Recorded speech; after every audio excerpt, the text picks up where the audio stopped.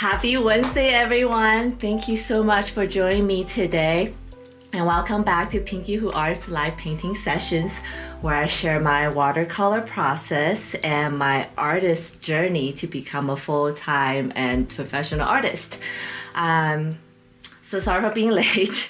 If you've been here before, you know this is a chronic problem at this point now, and I have no excuse except for there's just so much going on in the morning that caught me off guard today. I'm super excited that I might be joining Bobby Baker's spaces this Saturday for a feature session on me. So if you're around on Saturday and you know have free time, take a listen. We're kind of working on the details right now, but I'm super excited because it's kind of a big deal, guys. And I have oh, hi Wonder, hi Graphic, you guys are here. Hi Trevor, so excited. I did start a new painting. Okay, let's take a deep breath, everybody. Grab your coffee, grab your drinks. We're gonna settle in and, you know, enjoy this relaxing vibe. Thank you, Wonder. Yeah, it's very exciting because it's a kind of big platform. And if you're on X, that is a community of 200,000 artists and collectors and whatnot. So we'll see what happens. So I have here my last piece. I kind of finished over the weekend. Let's get up close to it. Hi, Lute. Good evening. Yeah, and you're watching and just come and stumble upon me and whatnot. It would be awesome if you could reshare the post, tell somebody about it, and sorry. And yeah, tell the algorithm that I'm doing something awesome. All right, let's get up and close. So this is my new painting and Graphic, and I forgot who else, but I did use masking fluid, so that's kind of exciting. I kind of peeled off immediately because I was afraid it was gonna stick to the papers, but I think I'm gonna reapply in a little bit so that I did Google that it's okay. It will be like you can leave it on for 2 days and it'll be okay. So I think I'm gonna go back and reapply it. Smash those likes. Oh, thank you, Trevor. I hope you can make it too. Okay, so let's see. This is latest and greatest, the piece I worked on. I don't know where I forgot where I left off, but this is the little creature on top. She's kind of watching everything going on. I kind of made the mistake of working on this little girl last. I think I realized I should have done that first because, you know, the center, the focus, we should always try to work on it first, I guess. I'm learning that lesson. This girl's kind of holding the torchlight. And this is in her own world.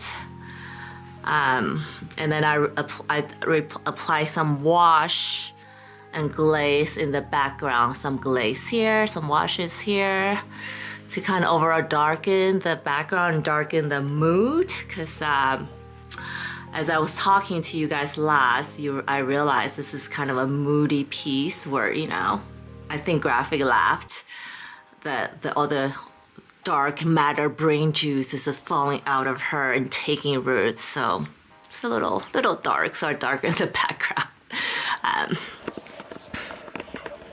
We'll see how today's piece is gonna be because I kind of started already. I'll take a look, I guess. This is a little one here. Oh, and this is a kind of larger piece of paper, so all my little creatures are larger because I realized last time that they're so small and it was a little hard to work on with gouache. There's little one here is pulling a flower out of her brain, so to speak. And this one's watching judgmentally in silence. And this one is hiding in the crowd, trying to see what's going on. And I did apply a blue kind of background wash already. And I started working on the lips with the masking fluid peeled off. Now it seems kind of weird. All right, that's where we're at. Oh yeah, and these are the places where I had the masking fluid and peeled off. Maybe I won't reply. Maybe it's okay. It was, I'm glad I didn't mess it up. And then there's a definite learning curve involved.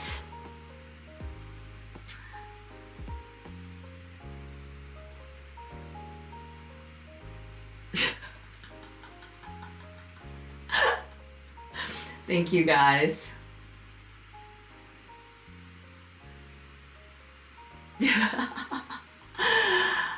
I don't know. I feel like everything always has a lag, so who knows?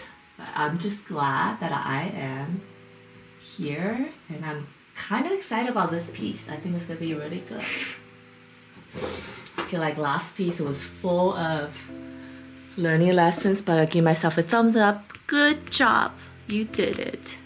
And these figures kind of totally reminds me of my little guys here.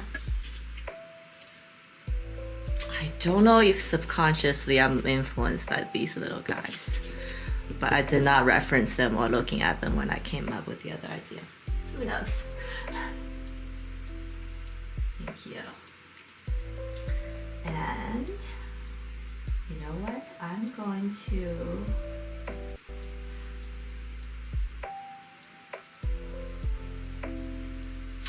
I'm gonna apply some masking fluid, at least around these guys, because I do like how clean the edges left them, which sometimes doesn't really happen.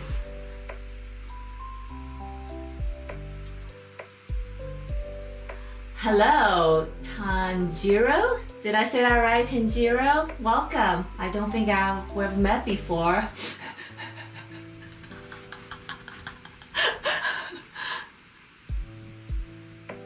These little flower guys killing people? No.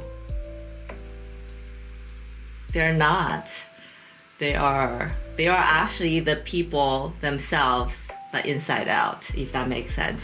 Because I think I've been explaining it in the past couple pieces that this theme I'm exploring is a shell of self collection theme, whatever you call them. Not sure what's gonna become yet.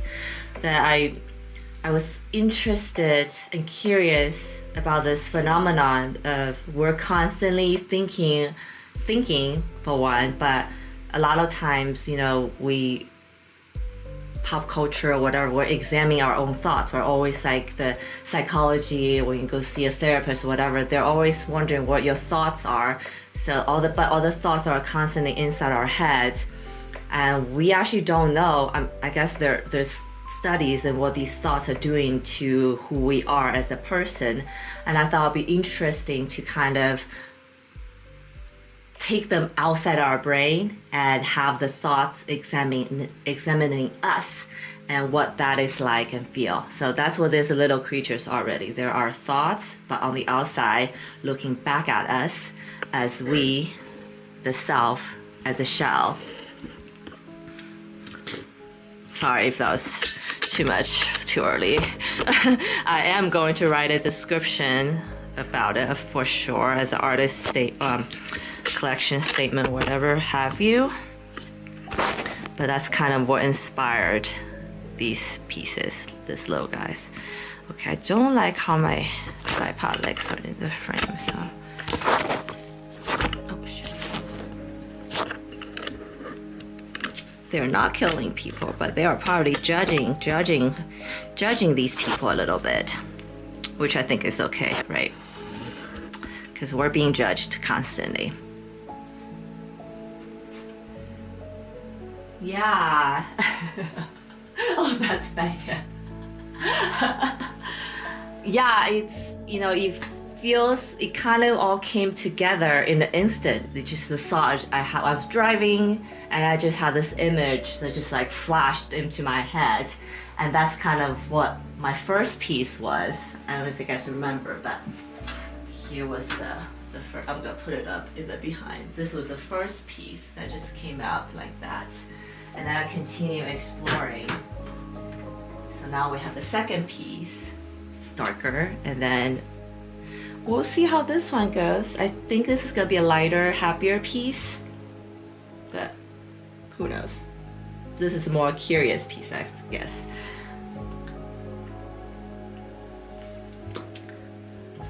I'm looking at it, maybe the feeling is curiosity is maybe the feeling. Hi Graphic, hey Wonder, hi everybody. And I am going to just share my stream in the chat real quick if you guys don't mind.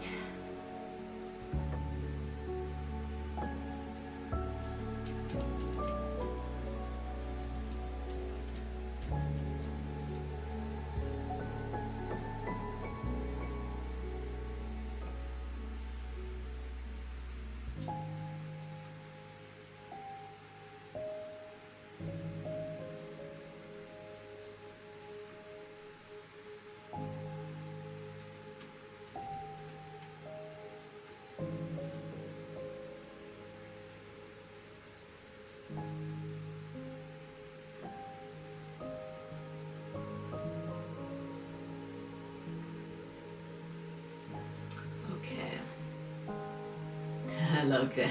Hearts, hearts, hearts for everyone.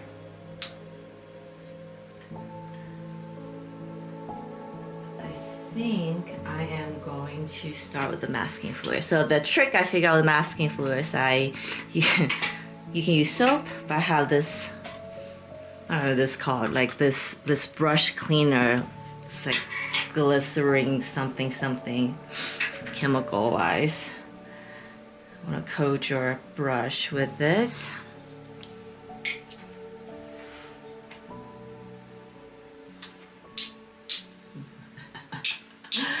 How was everyone's weekend?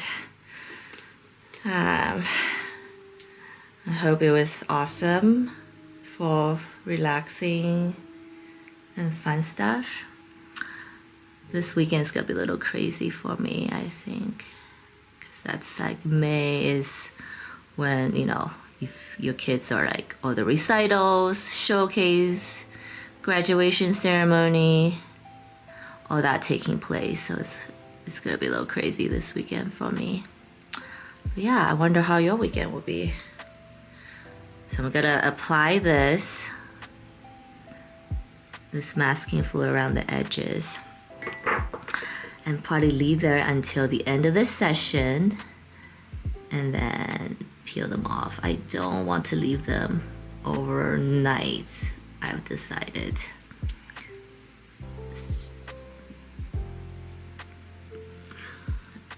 Because I am applying it for the second time on my paper. I'm wondering if that's gonna mess it up to begin with, but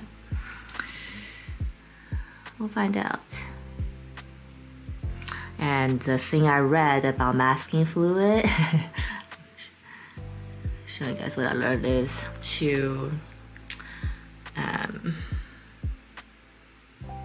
apply on dry paper and then peel it off when the paint is completely dry. That seems to be a big deal. Hey Kent, how are you? Thanks for joining me. And this girl, see, I already kind of forgot about that here, so. This girl, I did not apply. I was testing my masking fluid this morning pretty early in the morning, so I'm glad that I figured it out before my live.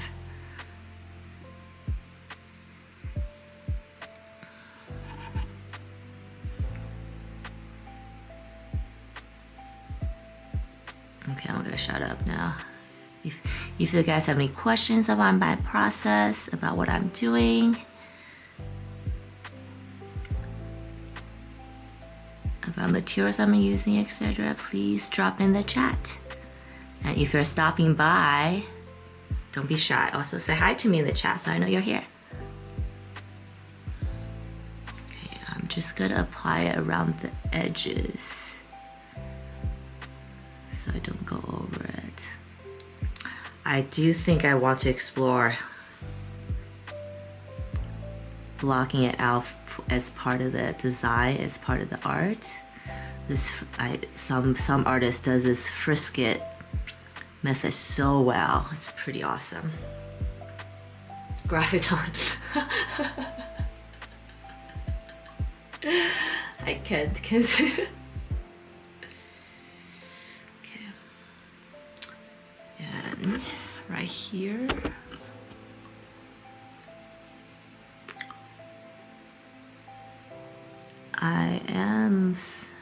Now that I've discovered it and it's not that scary. Well, I messed it up once. Experiment first time, horrible failure with masking fluid. Second time, much better. And I think having it on high quality paper made all the difference. And this paper I'm using, and I think I'm gonna order more of this, is the best. It's so far I've used the best. It's Arches cold press, and the size is 22 inches by 30, pretty standard. I do have one large piece that I already started concepting for, because I want to challenge myself to see if I can make a huge piece of watercolor. And that's probably gonna span over a couple weeks to do. Maybe I don't need to do this since it's already dirty here. So my first piece, I did this little guys in watercolor first and kind of just went over on top in gouache. It was okay. I think it was fine. And then the second piece, I just did it exclusively in gouache.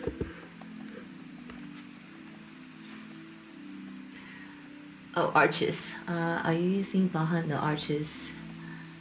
The weight, I believe this is 300 gram, 150 pounds. I had to check because I'm feeling that it might actually be the 200-pound one, because it just feels so much thicker, and it's not marked on the paper, and I don't have my order form. But I think I usually, okay, 80-20. I think it's 80% that it's 300 gram, 150 pounds, 20% chance that it's 400 gram and 200 pounds.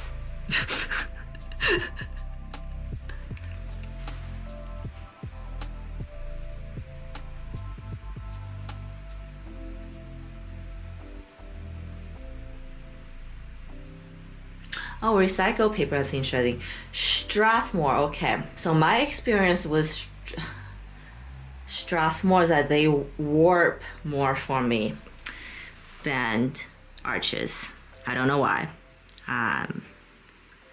It could be, and I've only done that one, I want to say once, so it could be just that time. But I found that I love Arches paper, so I'm gonna stick with it. And recycled paper sounds interesting though. 140 pounds. Yeah, I've had some 140. So I've all 140 pounds, 150 pounds. Is that the same thing? Maybe. No, it's not. I think I know it's 300 gram. I always only order in 300 grams, but also realize the thicker the paper, the less likely they'll warp. And the warping bothers me so much. I mean, I know that there's ways you can stretch the paper and do all the fancy stuff to prevent that. But I have not had huge success in my personal opinion, in my personal experience. So, but I did stretch this paper, and it hasn't warped yet. And I used a lot of color, a lot of water in it. So, who knows? You should try though. Yeah, I want to say 80% that this is 150 pounds, but I want to try it. But it feels so much thicker than the other one, so maybe Arches just do thicker paper. I don't know.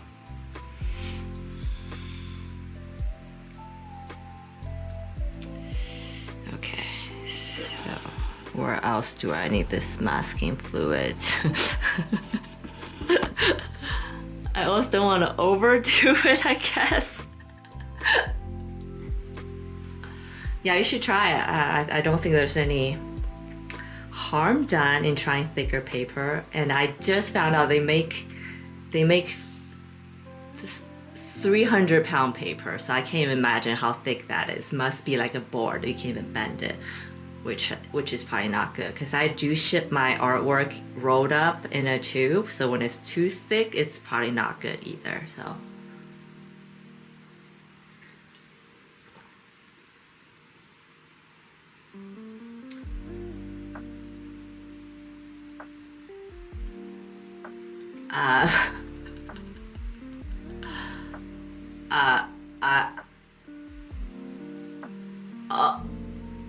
I'm having a conversion. Okay, so 150 kilogram is actually really thin. You should go up. I will do at least 300 gram. Wait, kilo, I don't even know how that translates gram or pound. All I know is on the label it says 150 lb, which is pound, and then 300 GSM, which is grams, I think.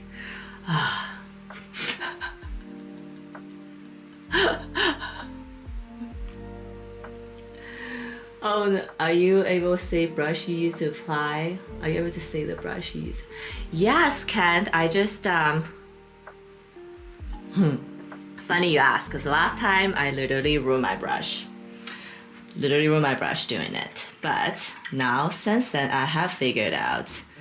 I was just showing everybody that apparently you can just use hand soap, but before I applied, I have this is like a brush cleaner actually. It's like glycerin blah blah blah something.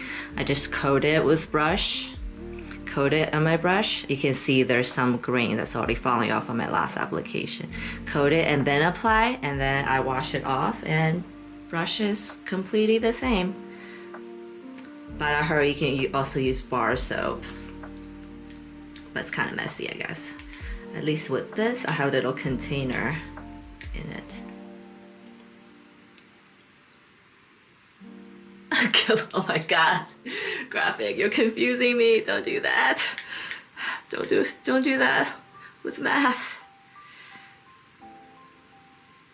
So I just re-up some, because I do feel like it was clumping a little bit. I've used I've ruined a few brushes. Oh, for sure. For sure. I think in my last stream session, I literally said I just ruined my brush trying, experimenting with masking fluid. Okay, so where was I? Okay, I always mess up the nose part, so I think I'm gonna do. Maybe I don't want to do that because now I don't know where. Okay, can you guys see? Okay, so I'm gonna mask this area to leave that white. I'm gonna mask the tip of the nose. Oh, in that, so I don't go over it, and then this nose bridge area in the masking fluid.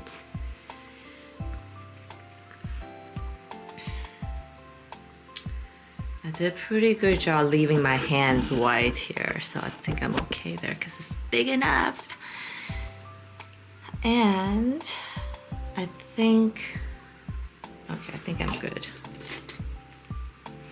I think peeling off the masking fluid is probably the most satisfying thing ever.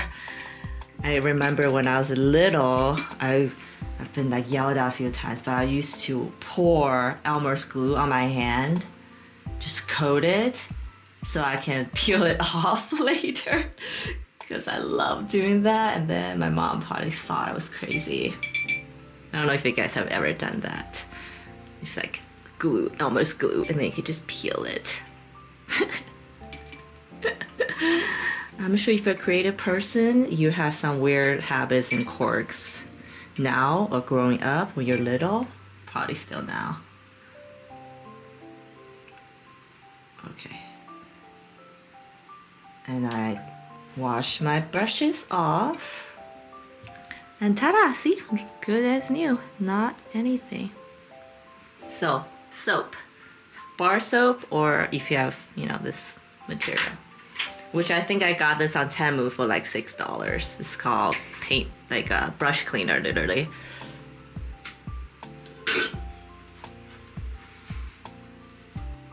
Vaseline might work too.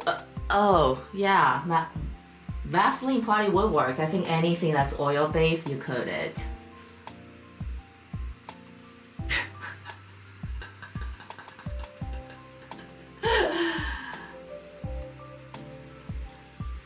Masking fluid, the elusive material that I heard makes everything awesome, but I've not experienced that yet. Okay, so now I'm gonna let those little guys dry. So try not to go over those areas. I'm gonna let them dry completely. So I think I'm going to start working on the flower patch first. Actually, no, I'm gonna, yeah, okay. So I didn't work on this patch of flowers, so let's do that.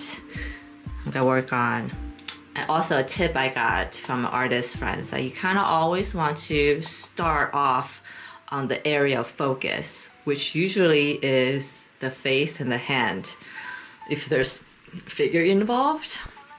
Because you're as human beings, your eyes just naturally go to those places. So, but I've really noticed I've always done that last because I'm so scared of ruining them. So I always start with flowers first because I feel like they're more forgiving, but I think in the end it might not be the best practice judging from my last piece.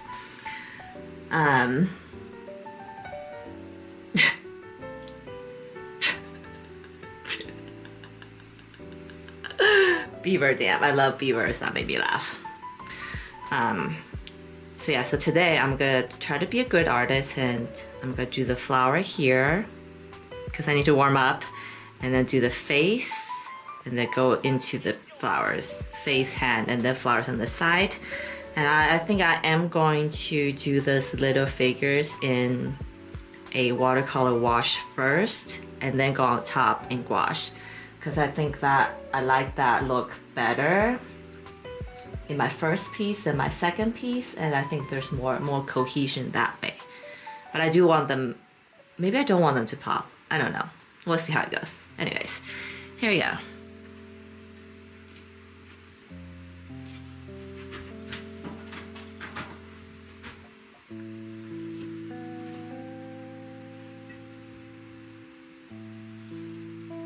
Oh, and I don't know if you guys noticed, I did go over the face and most of the flowers in a warm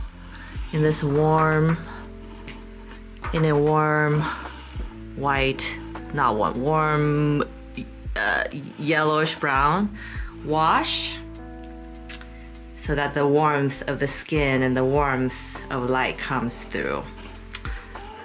I did read, I'm constantly reading up on watercolor techniques, best practices. I still don't feel like I've doing it enough. I should probably do it every second moment of the day if I can help it.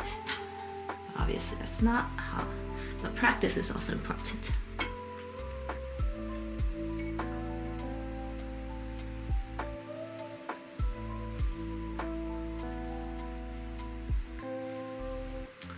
Go over this area. Oh, I don't think I'm gonna.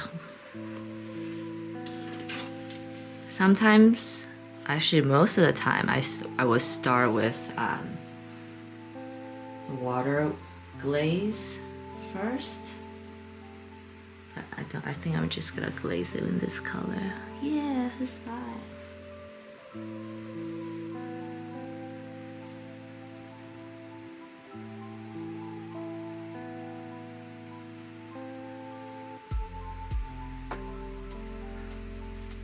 I do notice that this paper takes a lot more water though. That's probably why it's not warping as easily. Little pro tip. Less water for lighter weight. but you can, which I find it hard to do. Or just get thicker paper so they can just go bananas on it.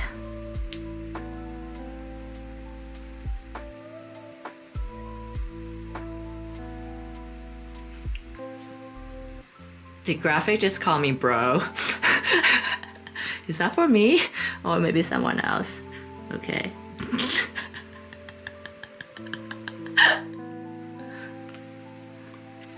Okay. Oh, and I also found that I'm having a blender brush just close by in case I mess up.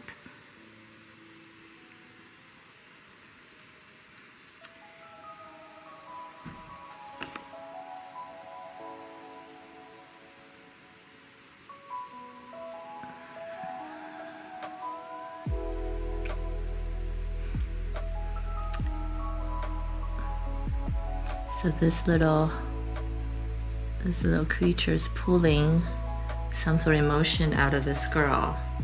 And it's probably like, what are you doing? What's going on in your head? Oh, that's sweet. That's sweet. All right then, bro. I'll take that.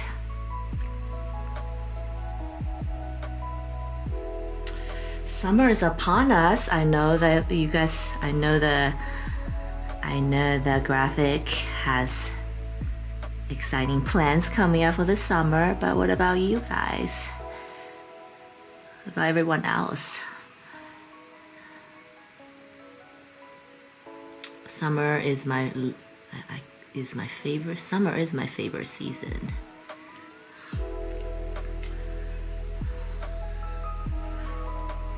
So I'm looking forward to the camping trips and pool parties, pool birthday parties, should I say. When I was younger, I loved going to pool parties, but now I enjoy going to kids' pool parties.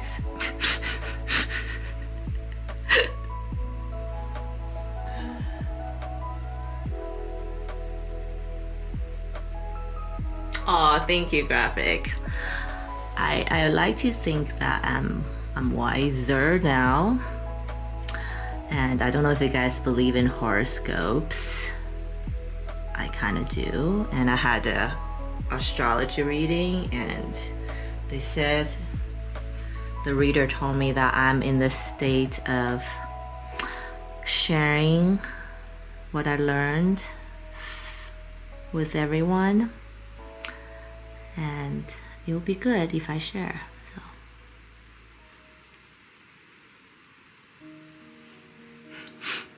So I share what I know, what I learned,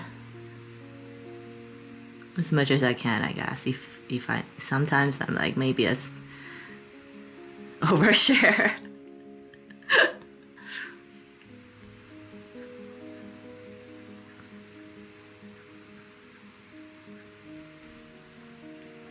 And when you see this happening, which happens to me all the time, I figure you would do a little blending with a brush that's not too wet. Otherwise, then the water will go back into it and kind of, unless you want that purposely, because that does make a cool spreading like texture, which I have in the background somewhere.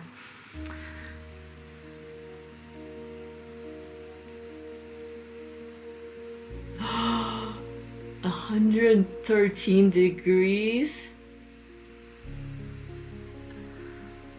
That's like crazy heat. Is that even street legal?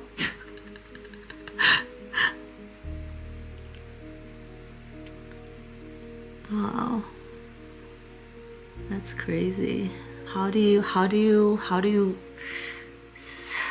handle yourself in that?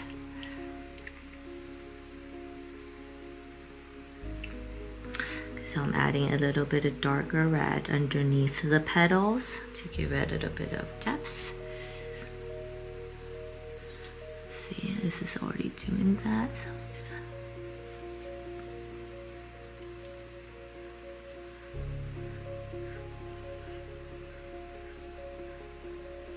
So maybe summer is not your favorite season graphic. Kent, it's 60 Fahrenheit. Oh. Are you in England by chance? Or, you know, somewhere in that general area.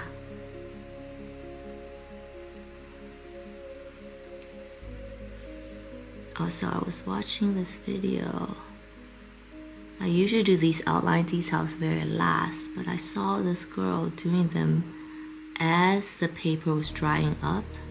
And it was so beautiful. So let's see if I can do that to give the petals a little bit texture.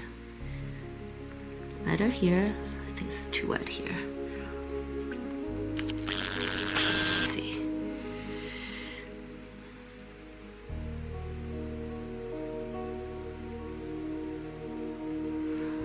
Oh, this is already too dry.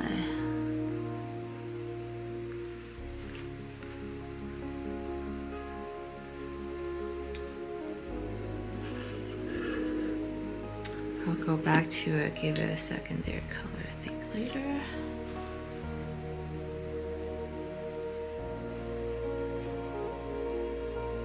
Ah, Canada.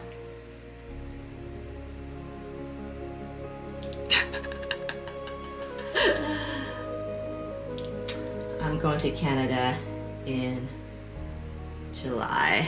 I'm pretty excited. I'm going to Toronto. I don't know if you're on the east or west side of Canada. But I've never been to Toronto, so I'm excited.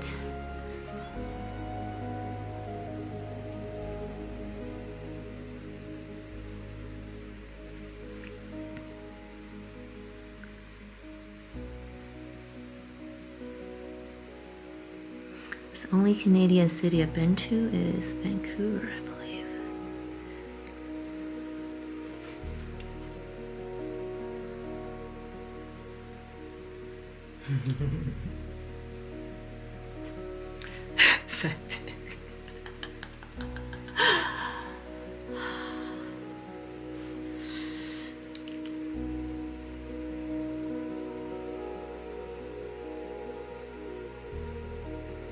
I don't know, I'm like concerned for your health in that heat in the summer just getting started.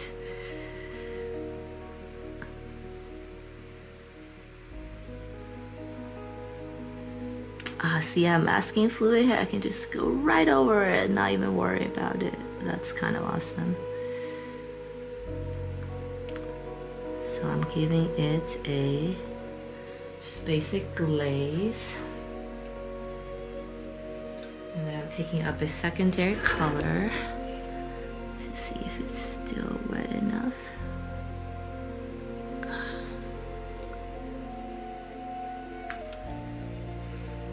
It dried up so... Why did it dry up so quickly?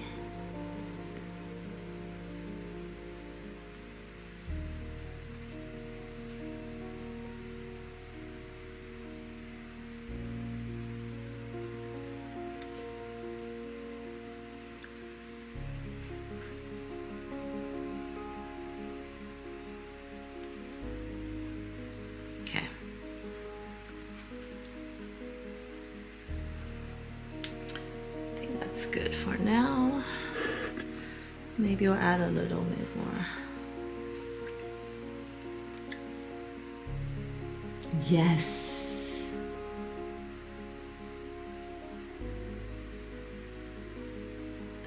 Oh yeah, Trevor's in Australia. So just getting to the winter now. Isn't it cool? You guys are from all over the world. This all never ceases to amaze me. You guys are from all over the world and you're here watching me paint. Thank you, I really appreciate that. Cool.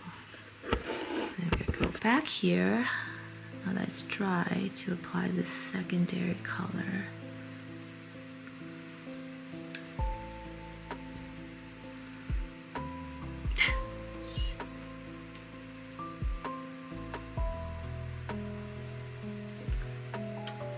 might be the time I say I should use some brown. I think the very first time Wonder and I met, it was like I hate using brown because I always mess up, but there's a place for it.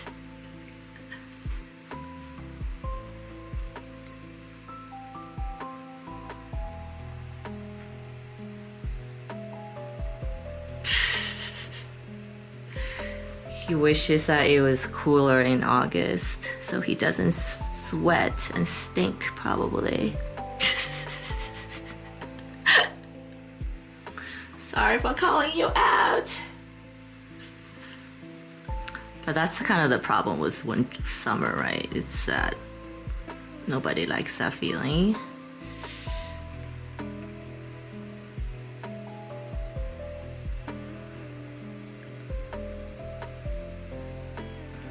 Okay, this is kind of cool. So this is, I just picked up some burnt sienna as a color on Crimson Lake as a red.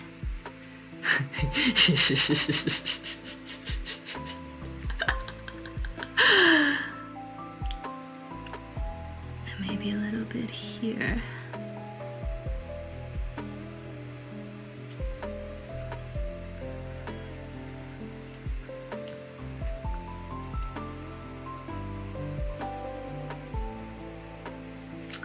I don't think I'm a very precise watercolor artist, because there's some artists that can do it like so precisely exact, but I think I'm okay with that.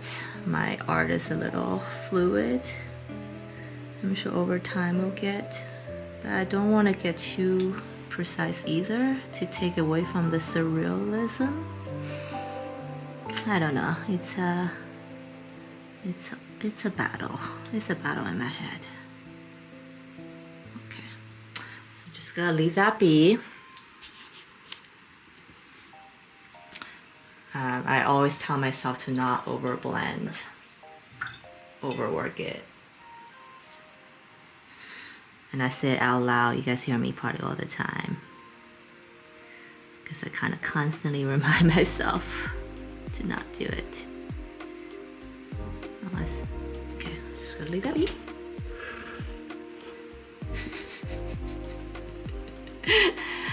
Okay, now the eyes.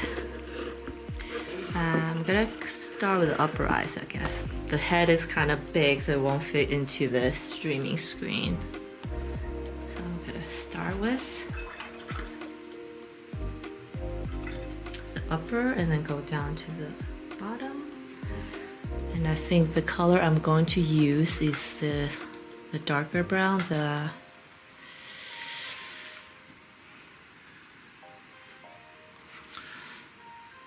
Brain Fart darker brown is burnt umber. The lighter browns, the warm browns, burnt sienna. I'm using burnt umber.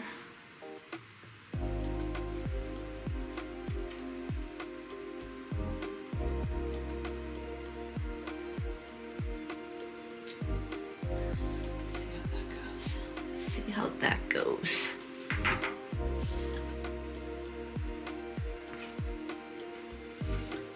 I think I gotta mix it with a little bit blue to cool it down even more.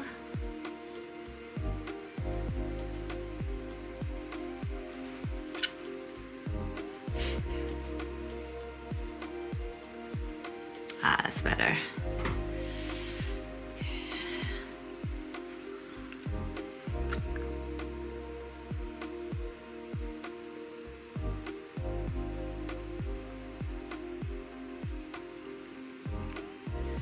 Let's do the eyebrows.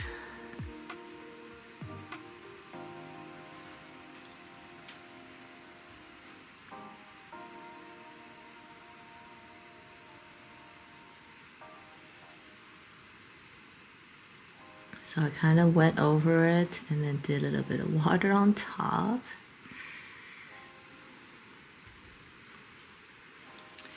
And then do kind of want to drag that color down a little bit.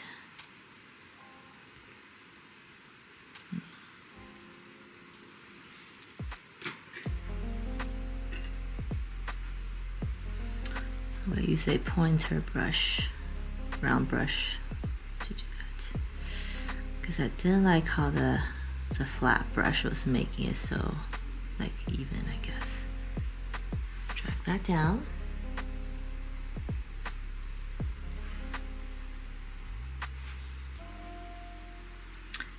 And then the top of this water.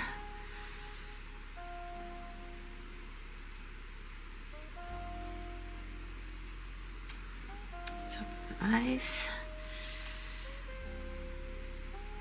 This is I guess it's a dry on wet technique I'm using around because I did a wet wash and then use a dry technique to spread out the paint. Blend.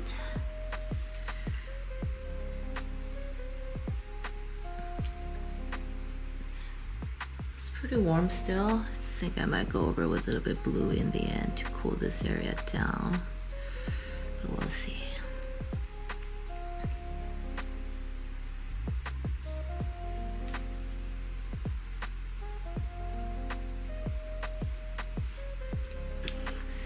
Okay.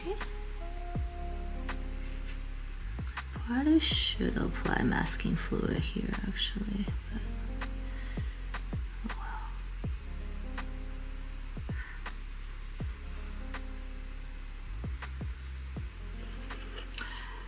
hello. Yak. Hello, how are you? Nice to meet you. I think it's first time I'm meeting you.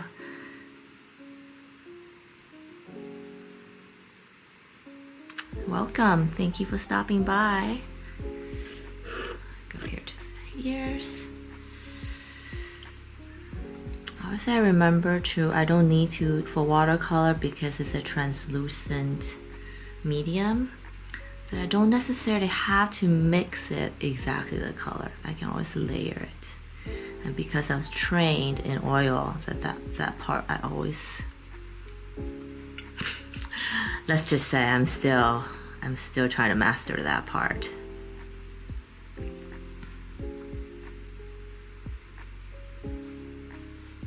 Light is the most important part of watercolor, I do believe. Okay, so that's the upper part with the ear. Go down to the lower part.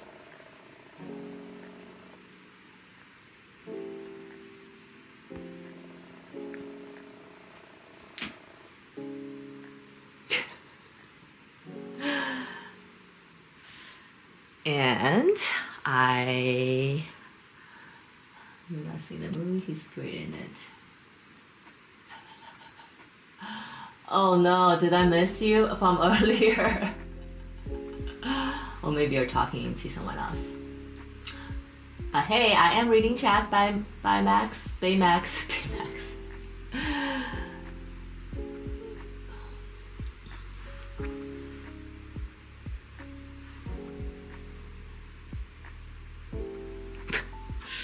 Okay, so upper eye's good. I'll do the lower eye.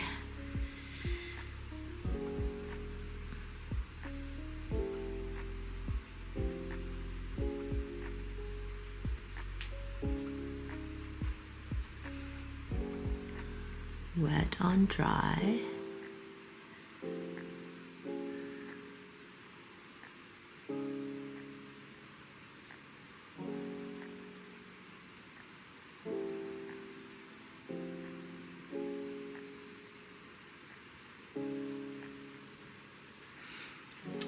What movie?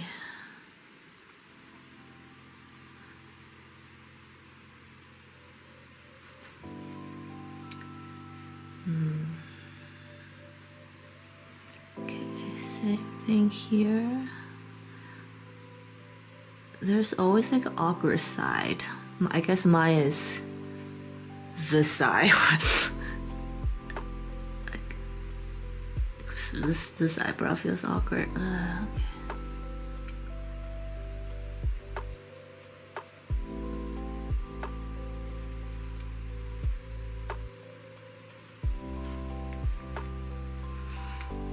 Wash it with a little bit of water on top. I am going to go back and add the hair detail more in detail.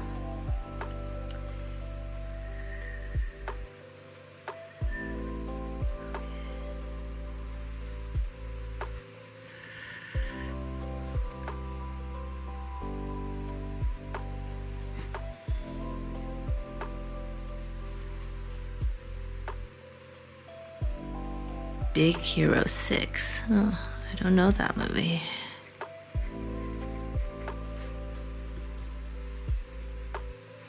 But Wonder and Graphic loved your Ghibli collab.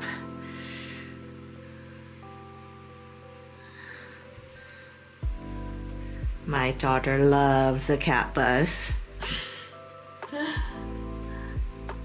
So good choice.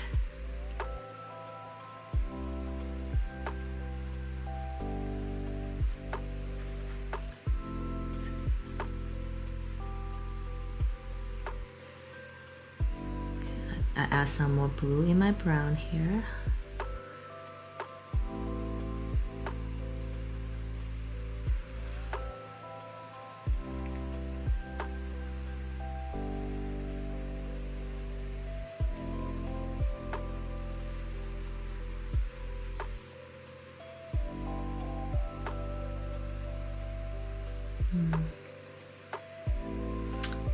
This one didn't work out as well as the other one, huh?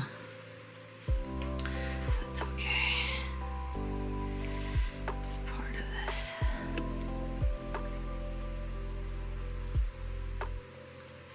At least my eyebrows are even.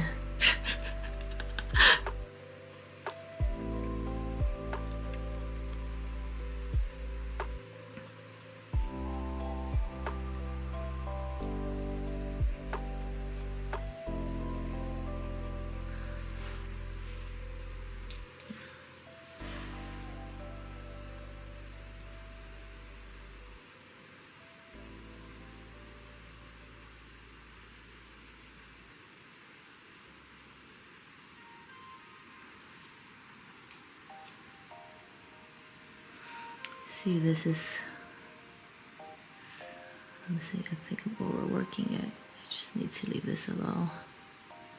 Okay. And we'll see how it comes out.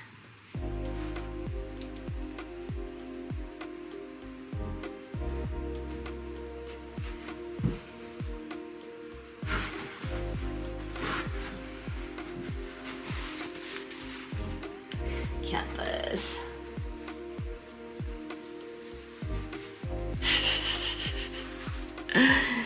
We've seen that Totoro the movie many times now.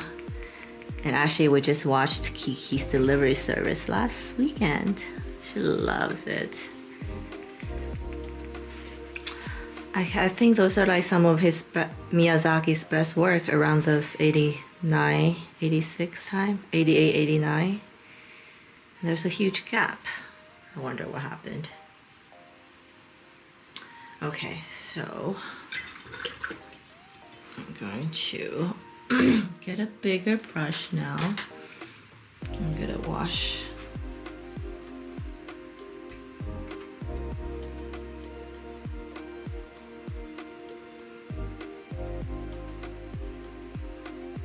Kind of I'm mixing a dark blue color right now.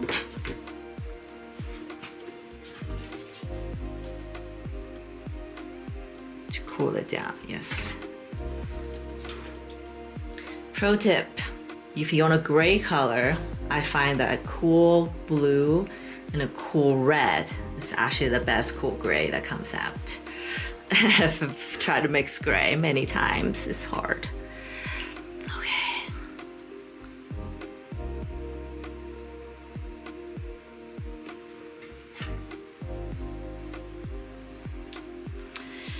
There's definitely a speed of the essence in watercolor, huh?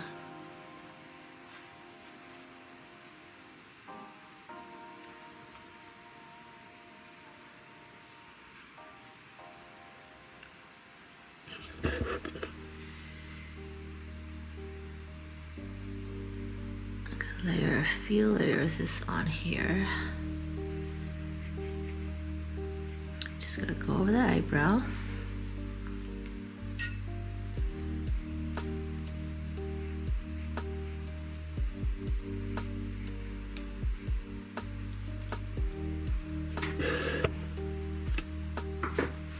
Gonna blend gray right here.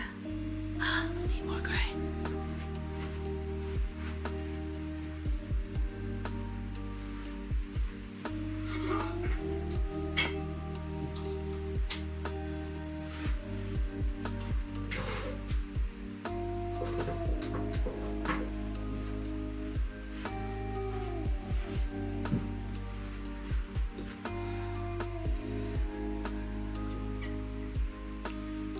And also, I'm kind of violating my best practice, but kind of want to mix enough color so that you have enough to cover your whole thing.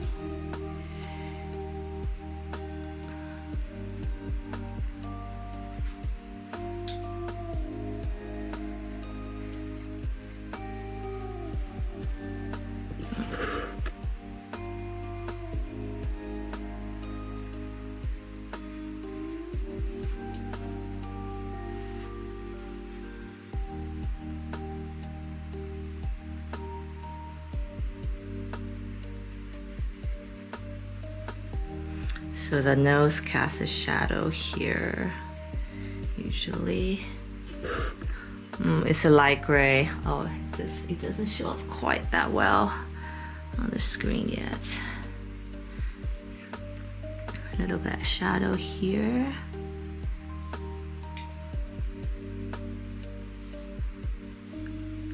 Under the lips.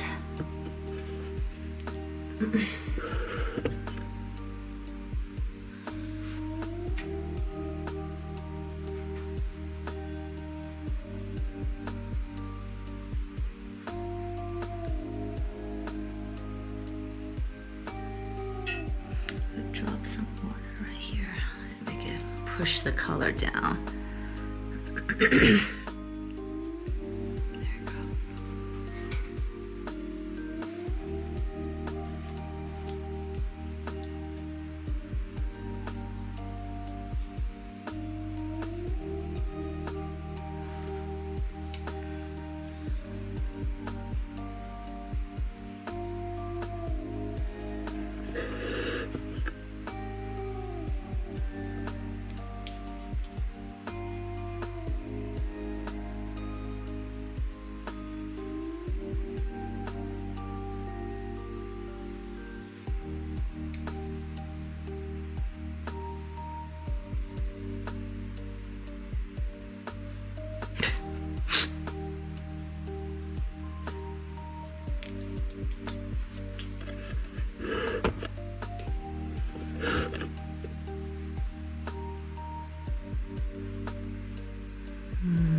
Okay, so the nose ridge, and I kind of want to do this.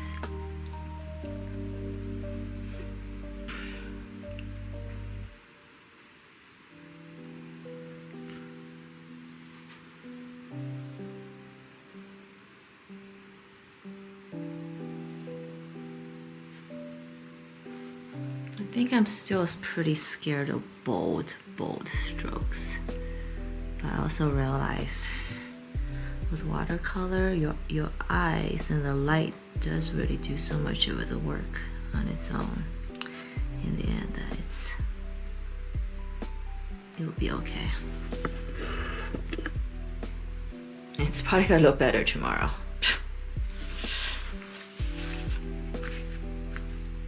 Okay, dab away some of the water here.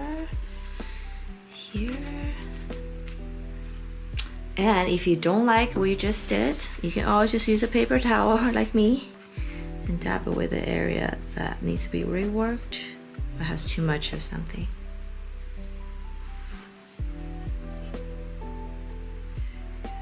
Cool down to the end. Now adding another glaze in this area now.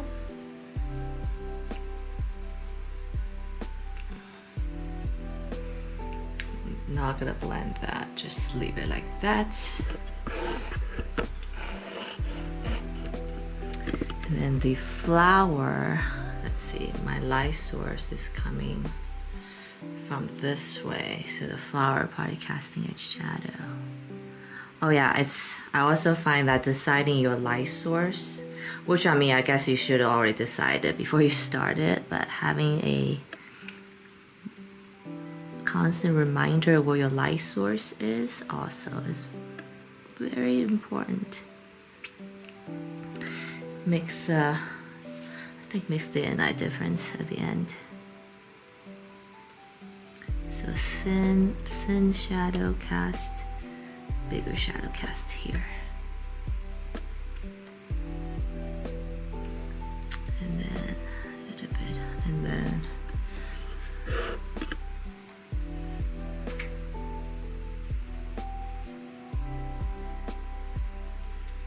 this guy's arm probably casts a shadow. Oh, and she has masking fluid on, so it's gonna look awesome in the end.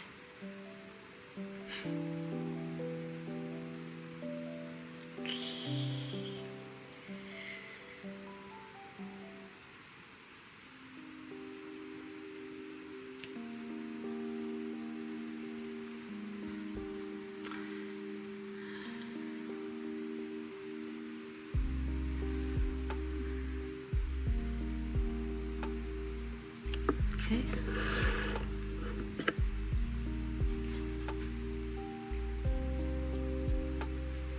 Picked up some more of my brown. Oh.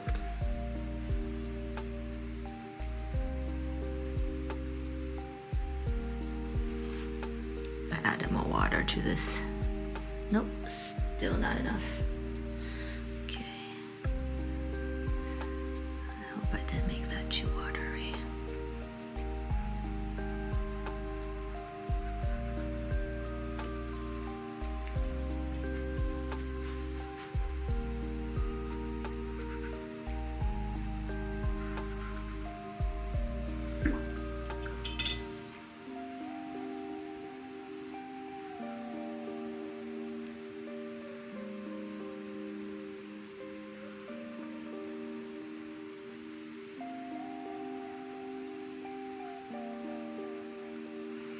The masking fluid is here, okay. Kind of using the masking fluid as like a delineation point, I guess. Because once I peel that off, this part at least will be white.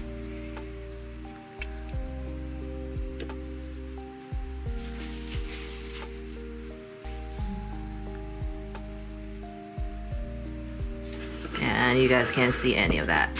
Sorry.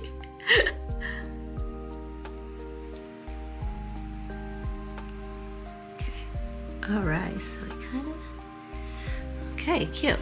So kind of starting to see the nose. I didn't want to make the nose too straight, I guess.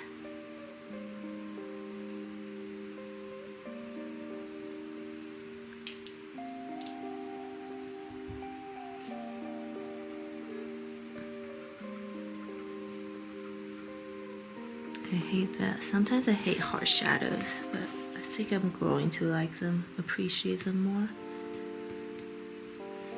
There we go. Thank you, Trevor. So you can see why I always leave face at last, because it's so hard.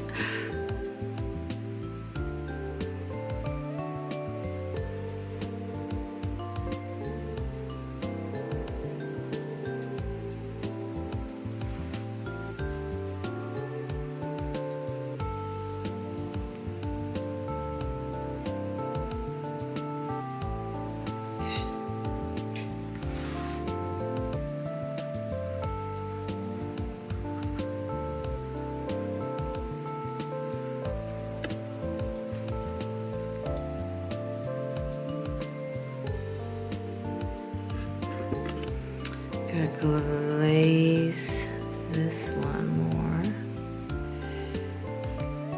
This one more. And then lighten up around here. And then glaze this area more.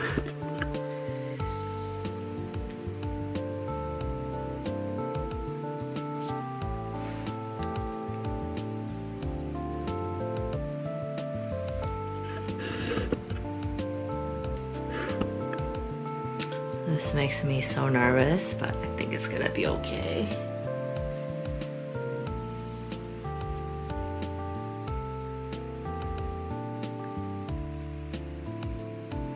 So cheek kind of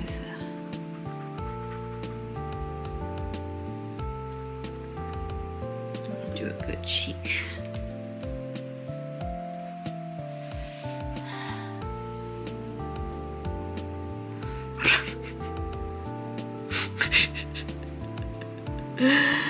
Thank you, graphic. And yes, thank you, Trevor.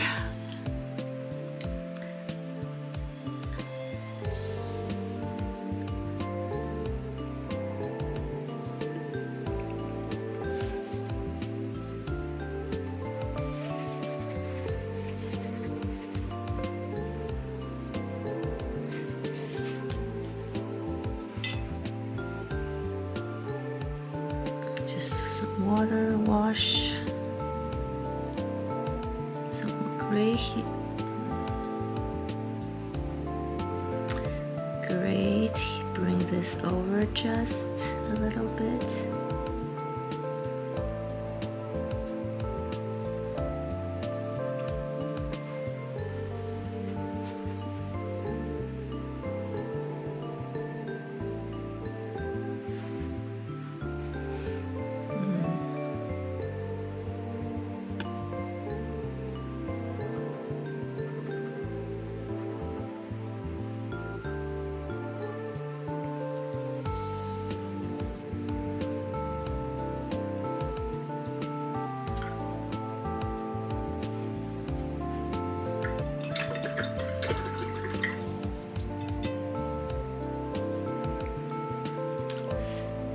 Again, I do feel like this is gonna look way better tomorrow. But it's actually not bad. It's turning out pretty okay, if I may say so myself. Okay, and then I'm gonna grab a smaller, tiny brush.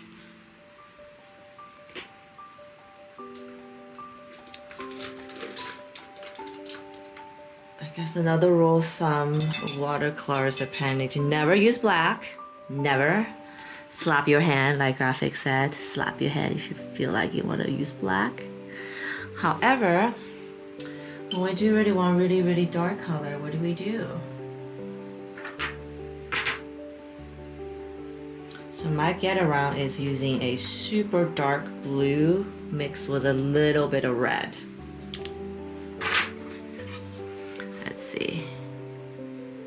See, that's so dark. It's good enough.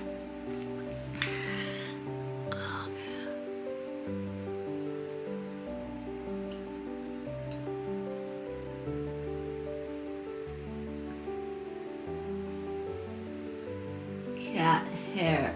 Ugh.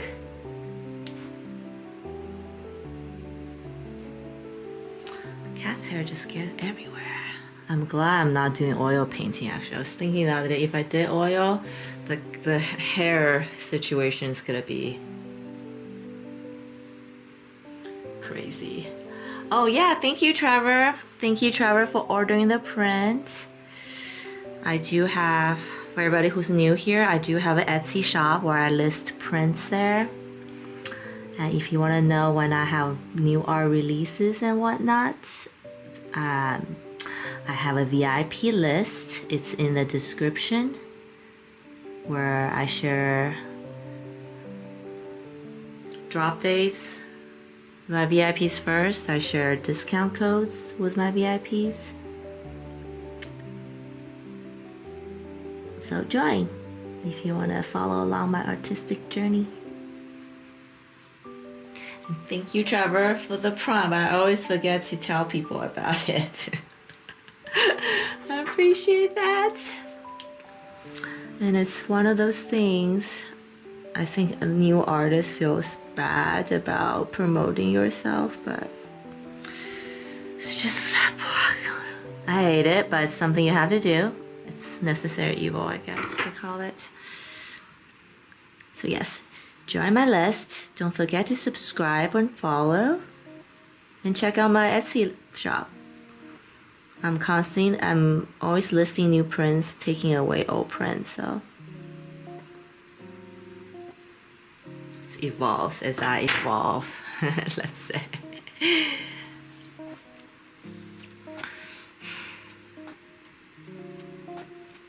This part is my problem girl here, huh?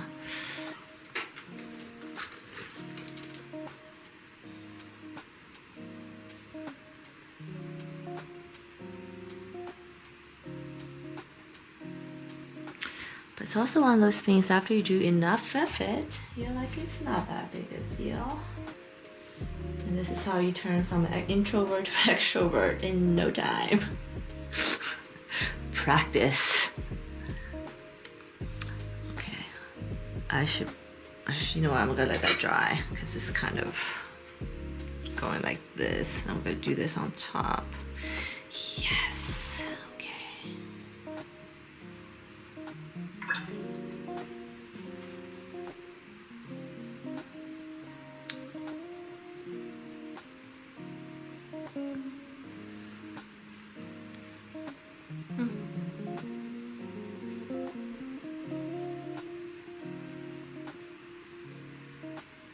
Bring that under here a little bit into your cheek.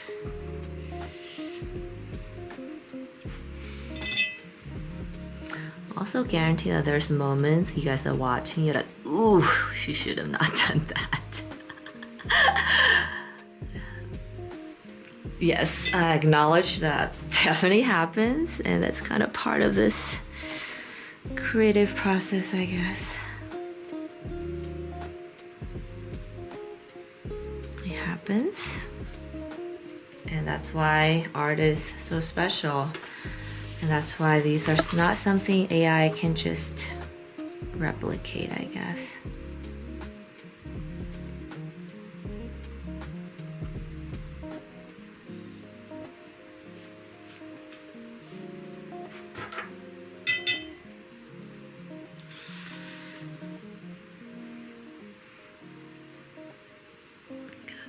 This color over a little bit here and dab away here, so the eyeball, your eyeball is probably the lightest part. There we go. Let that dry, see what the damage is. We'll go back to it. And then there's this one.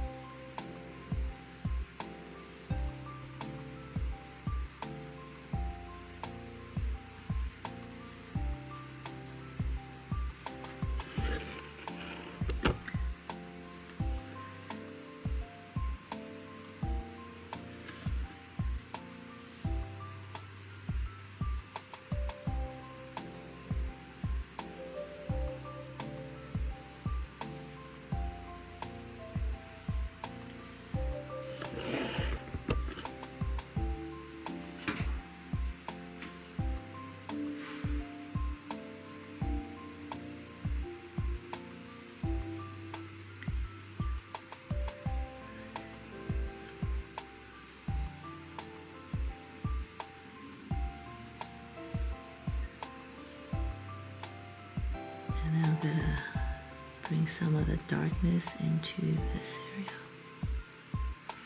I always forgot what this area is called. I know in makeup it's called like aigoseo in Korean, only because I watched some makeup tutorials, but I actually don't know what this part is called in English.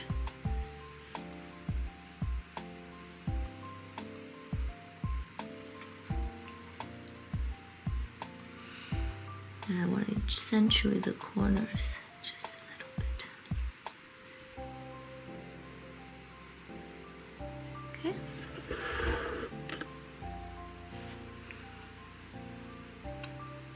Alright, we got a little bit of running makeup situation here.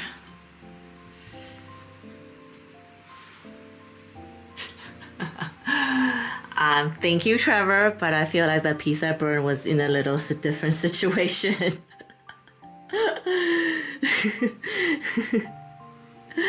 I have a video on my YouTube channel where I burned the piece because it was so bad I couldn't stand it. I couldn't stand looking at it, fixing it, so I just had to torch it.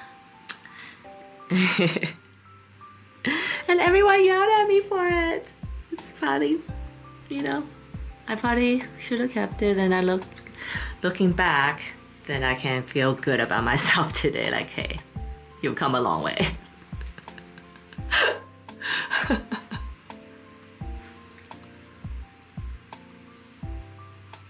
So yes, no burning.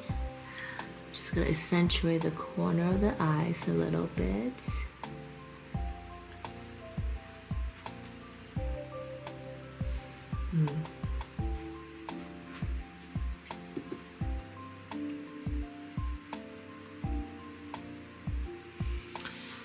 Also notice this area got super dark because I probably went over it with some water when I didn't want to. Is it dry? Yes. Gotta darken this corner more.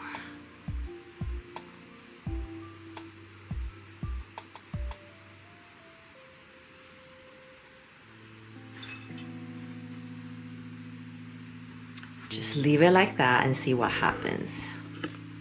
And I need to go over this more. Just kind of wash it away.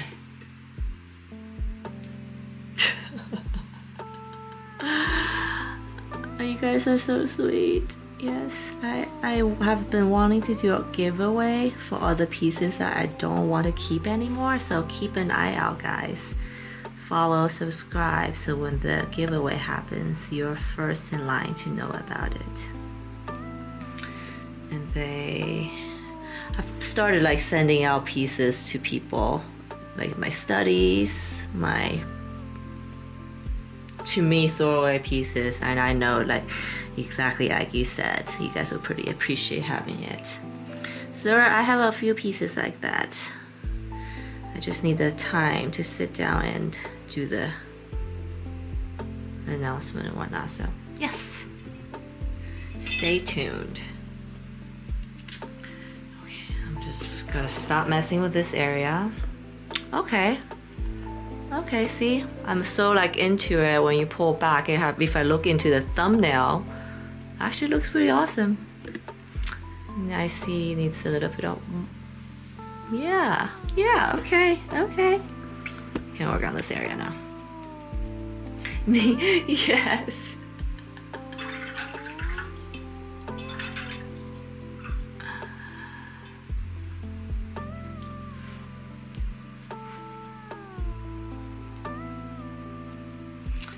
Yes. Giveaway in the plans. I mean, who knows, if I get enough interest, there's a few pieces I can probably part and not cry over it. Because I don't know if you guys know, I'm sure if you're an artist yourself, you know this feeling. But for me, it's like my next piece is gonna be the best piece. My last piece is trash. I don't care anymore. I know it's not true. But it's that feeling. I'm always creating, so there's always more to come, kind of thing. A little bit dark shadow here. This area here is always a dip in the shadow, and again, I apologize for not knowing the name for this area, but I know there's a name for it. And again, the only reason I know is because Korean makeup tutorials.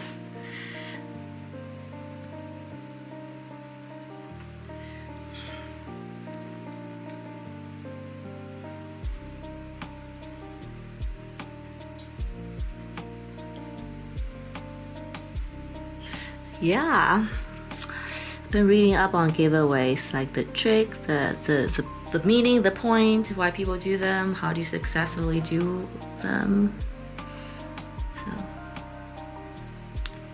So I started on the lips the other day, or this morning actually, and I used masking fluid kind of block this area out, but now I kind of have to go back in and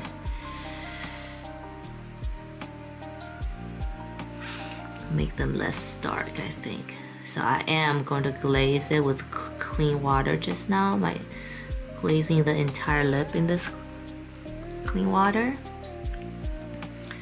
but not making it too wet. Do I? Yeah.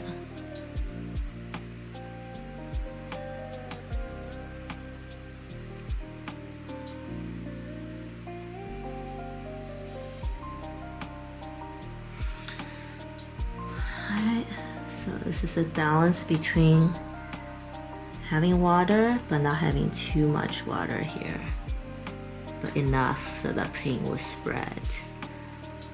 I'm compensating for the fact this paper eats a lot more water than my last paper, so I'm putting a little bit more water in it than I usually do, and kind of let that dry.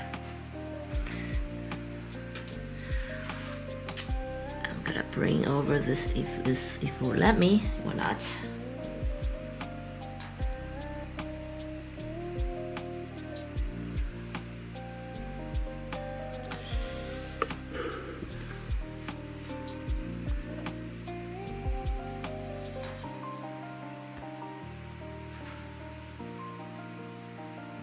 Just dropping pink into the corner of the lips. And then let the water do its thing here.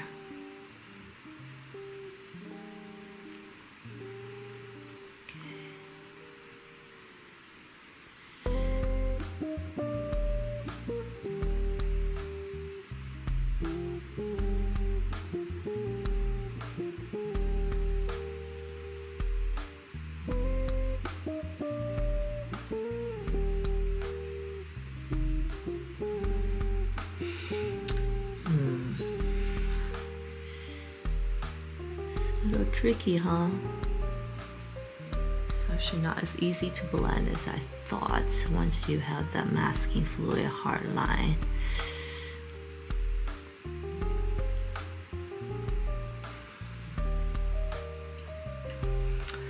I am imagining her mouth is slightly gaped open, so I want to make the center pretty dark.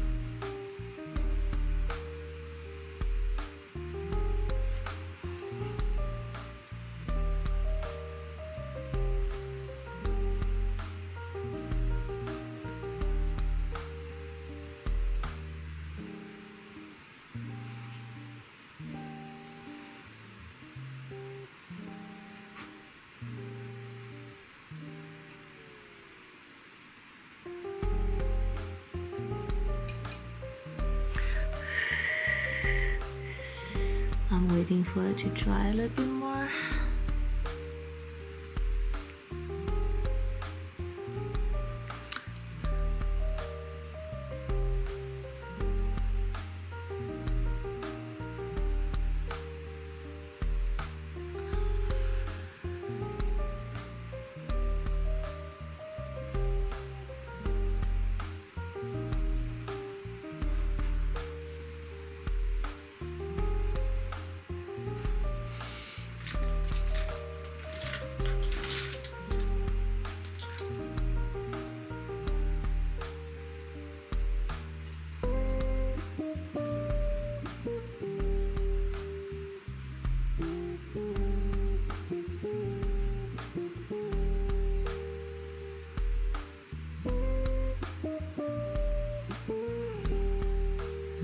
think once it's more dry, I'm gonna make the center even darker.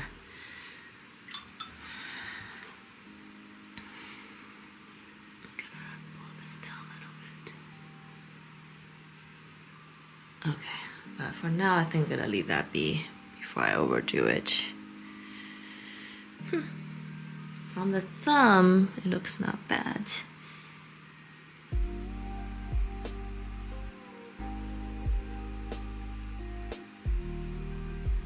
I'm sure that sometimes when you look at your artwork in a camera in a thumb, it's almost easier to tell if it needs more work or not.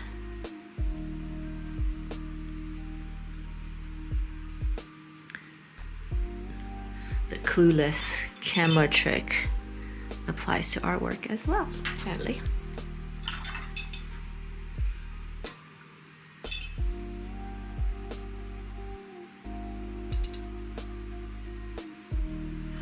In this area, I'm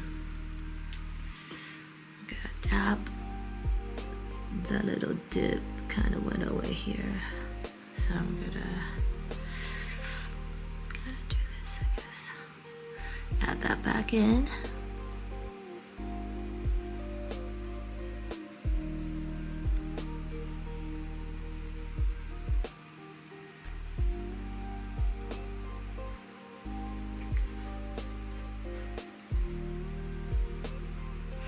Thank you, Trevor. I think so. I'm proud of myself for trying new steps and new things.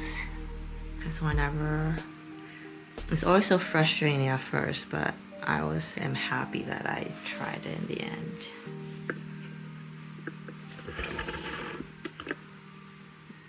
On camera, it looks, oh, duh, here we go. Also, it looks so yellow because we're so close to this face, but I'm gonna cool this part down just a tiny bit.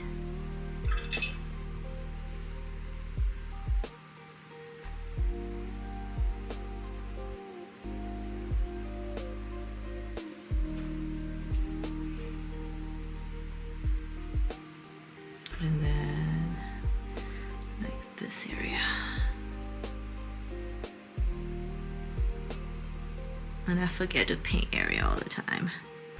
Oh, needs more water.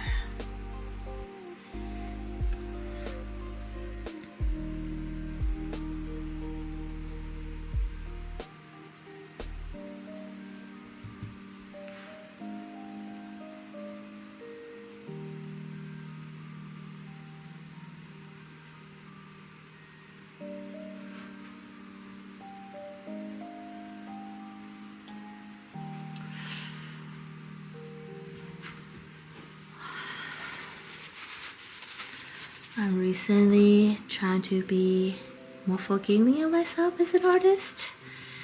I'm sure we're always fighting ourselves in some ways, artists are not, but apparently that's how you get stuck. And have been feeling a little stuck, but I feel like I'm just coming out of it now. So I added a bit cool color here, Okay, we'll leave that be. Like I said, we'll come back next session and see how that goes.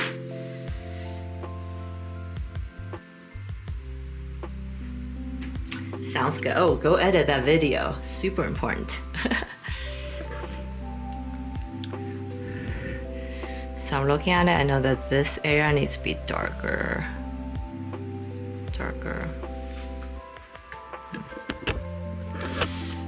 Never dark enough. What's up with that?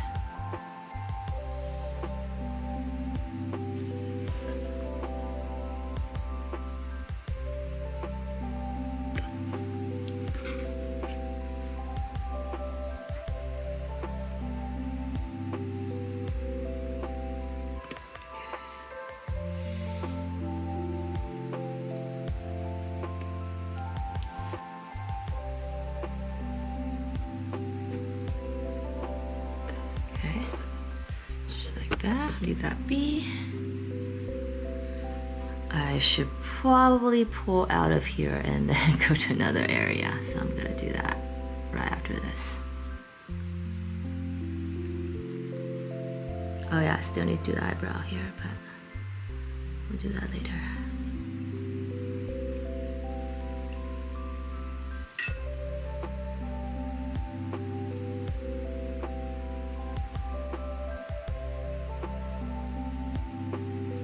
Shadow. Maybe shadow goes here. Okay.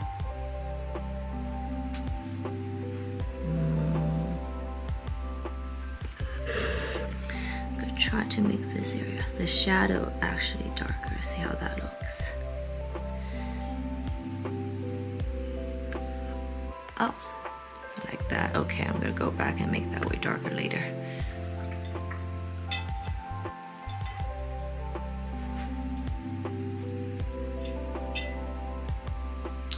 We did many layers of glaze on the face today. Okay, let's move over to the hands. I need to move on. I need to look at something else. Okay, let's do this. I'm sorry it's a bit upside down, but you can tell it's hidden still.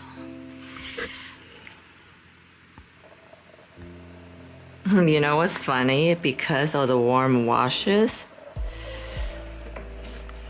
the camera is like totally just picking up the warmth of the washes. It's kind of cool. Kind of neat.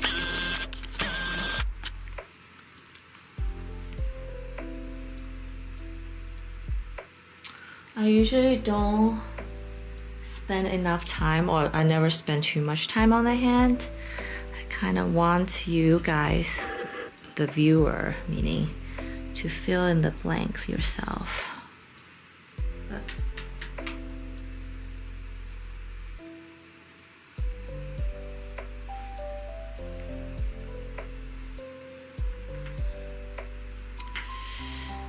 You know what? I'm gonna glaze it with water first in this area.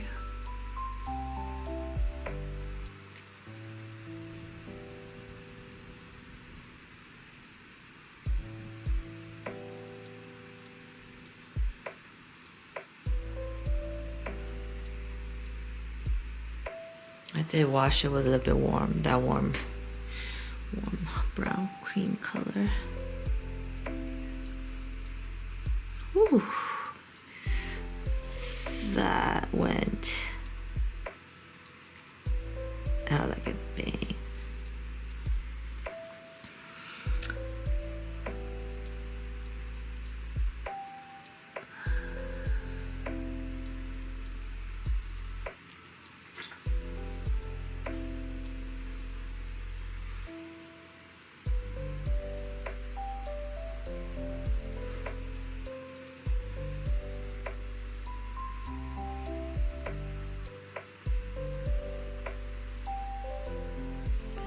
Pull that color up as we go along. So this is a blue color that I'm pulling along. Navy, I guess, dark blue.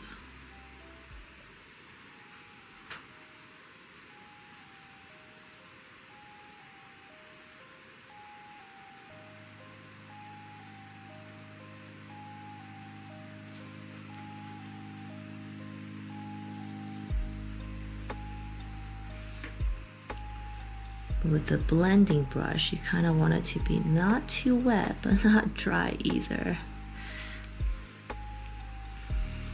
So there's like a sweet spot we have to constantly maintain.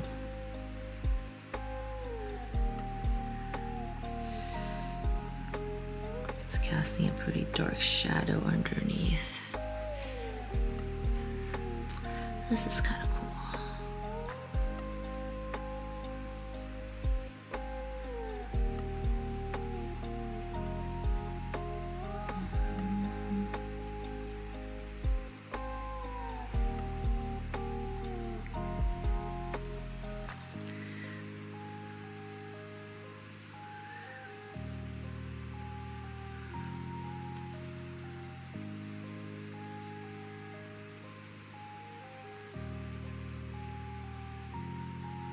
So my last piece, I have my hand open, more relaxed.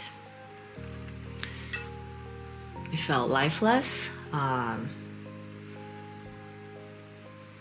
Lifeless for a reason, a purpose, I guess, not like in a negative way, but it felt lifeless. So this one, I have my hand clenched in the fist, which brings some tension to the piece.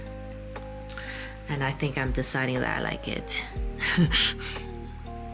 Always trying different things in my pieces. Ooh, I love how this area kind of went. So I'm just not gonna mess with that too much. Maybe make the corner darker. And that's it. Yeah.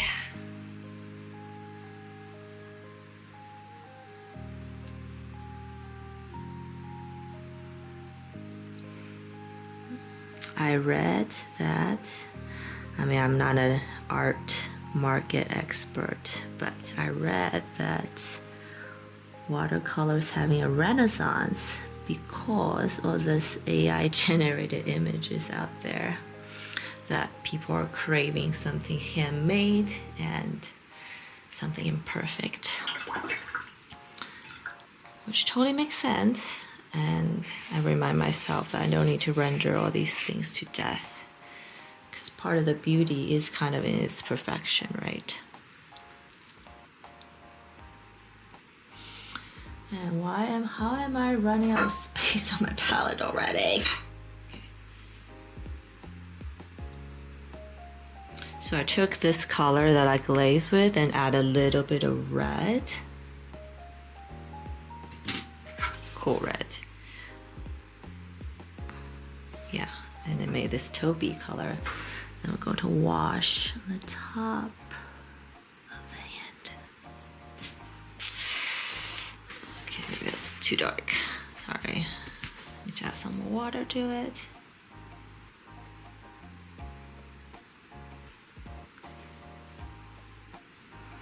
So when your hands are bent, there's like, I can see, there's like facets. So I'm just trying to quickly try to capture that. Facets here, a little bit here. Maybe here is good. Maybe here.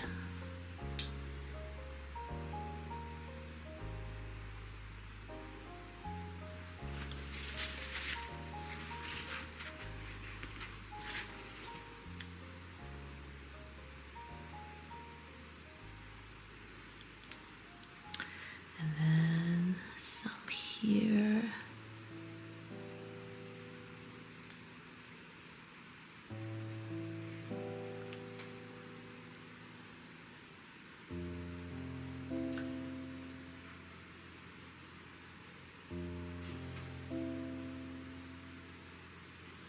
Yeah, I don't know about you, Trevor, but every time I go on social media, I'm just, you know, you're bombarded with AI images, because after a while, your eyes just have that such a fatigue.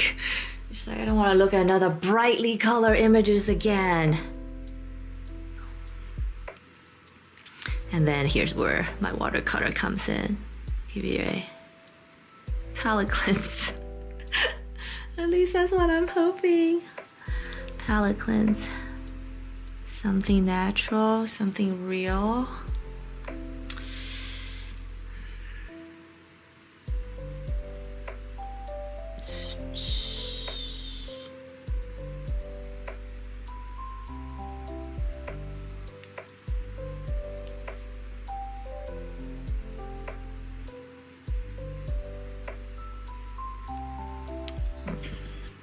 Oh. I'm gonna bring this up.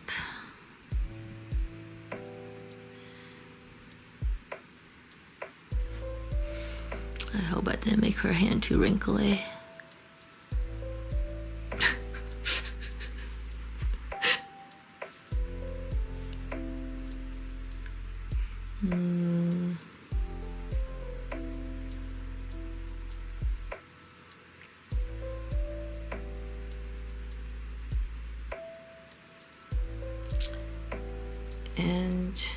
yeah, I think that's it. I'm just gonna leave it like that. This flower maybe is casting a little shadow.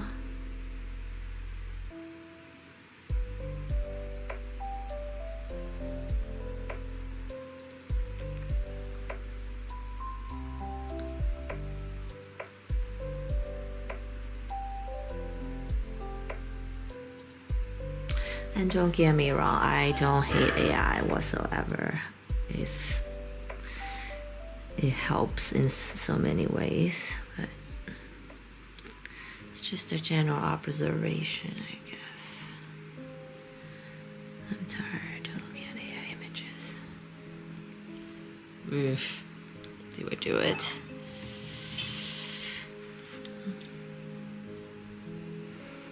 Okay, I'm gonna pull this over a little bit. Probably shouldn't have done that.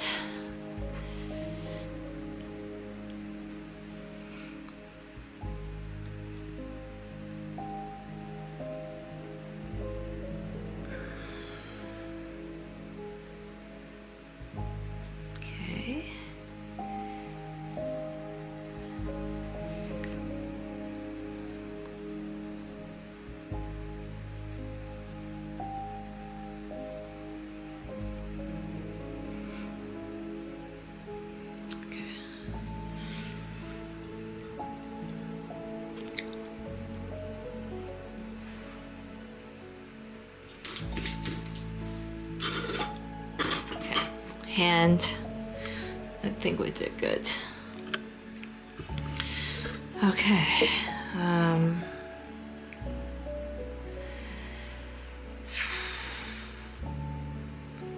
Where do we go next?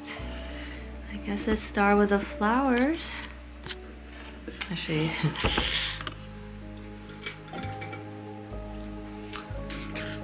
I always like stop at this point because we just kind of cover the whole thing with the paint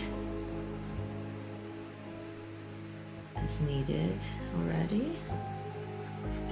I'm gonna go back in here, and you know what? I'm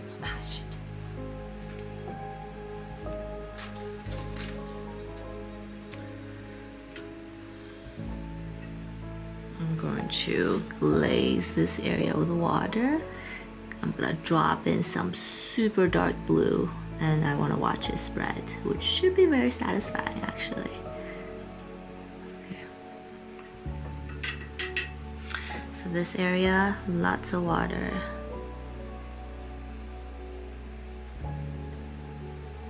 It's not going to the face.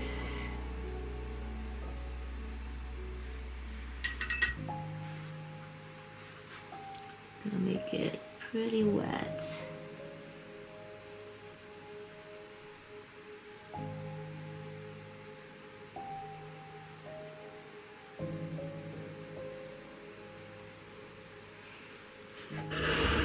And there's a little pool. Yeah, okay, yeah. It's like, should I leave that later? But no, I'll do that now.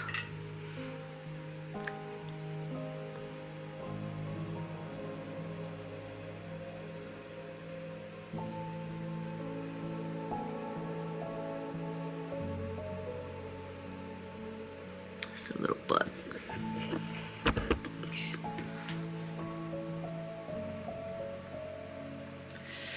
Ready? Okay. Here we go.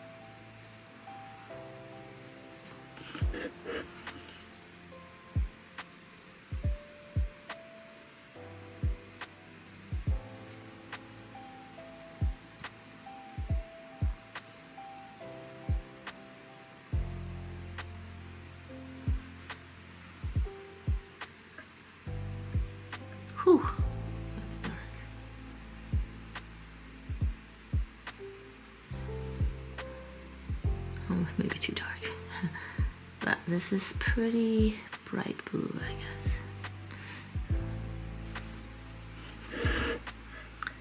Pretty.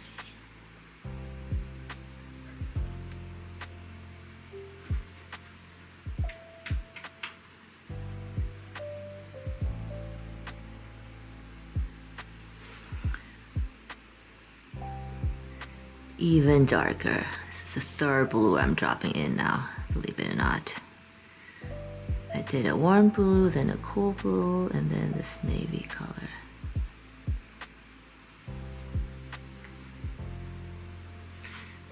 Look, it's so cool when it does that. Let's do that here.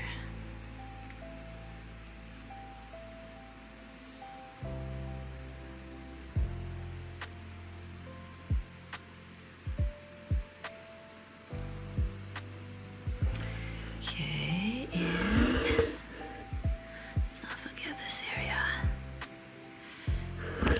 Oh, shit.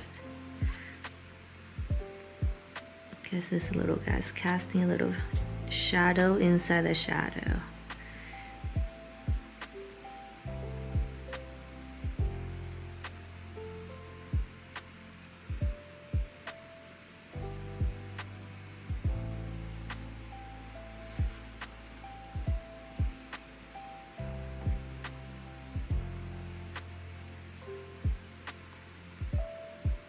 I find that if you just keep on dropping paint in one area, darker and darker, it'll just continue to spread.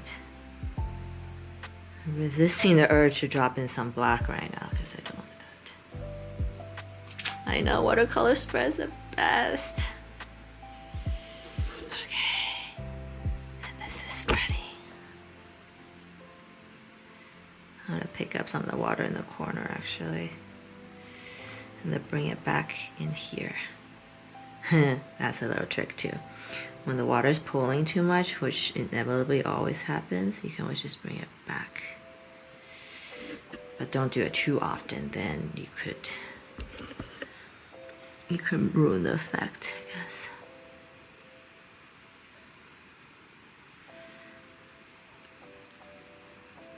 This corner part should be darker.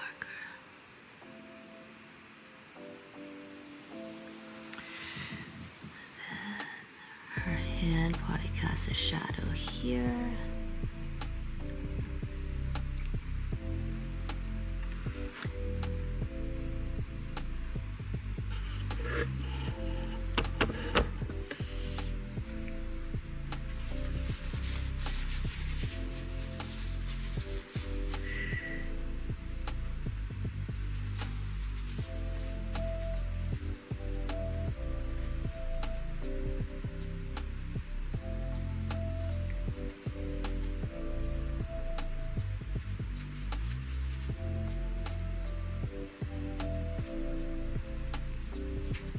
Masking fluid.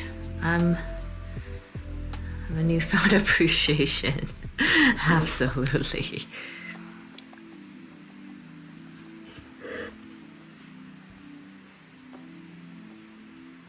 So this corner is dark. And this should be dark. I don't think I see, but there's these little branches coming out of it. There's some sinister growth.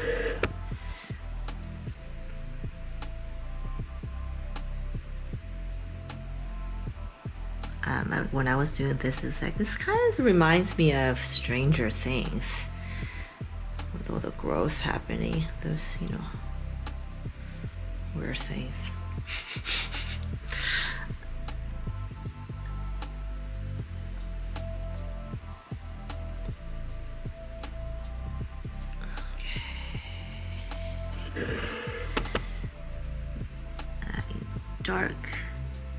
Dark shadows on top of the first wash, which now is dried.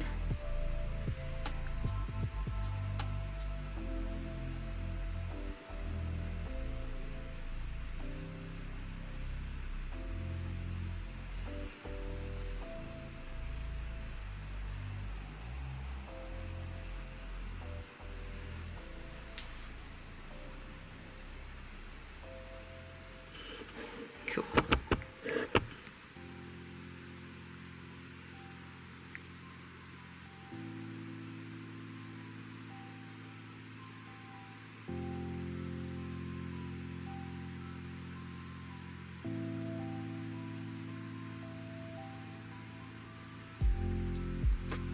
I love drawing these branches. It's fine, like I draw, I like sketch them or have placements for them, but I almost never end up following them. I don't know why I even do that.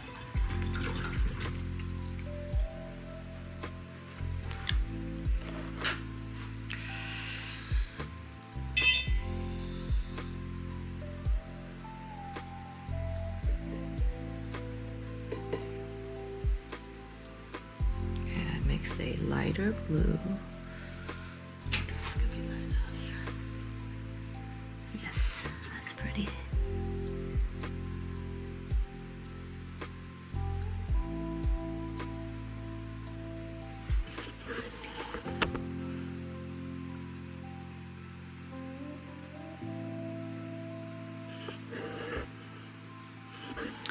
Coming back here, I'm at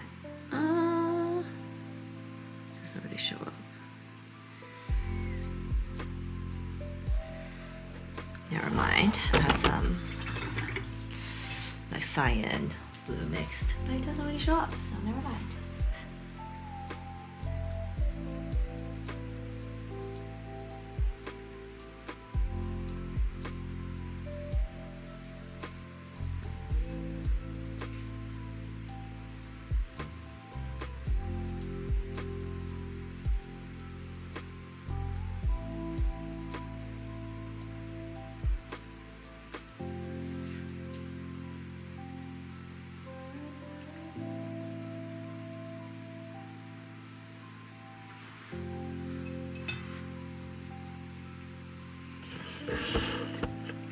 Okay, I guess let's now start on the flowers.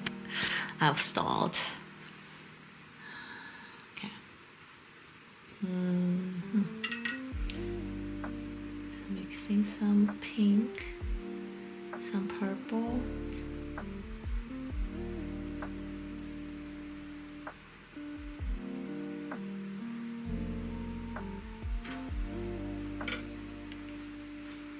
Gonna glaze with just tiny bit of water.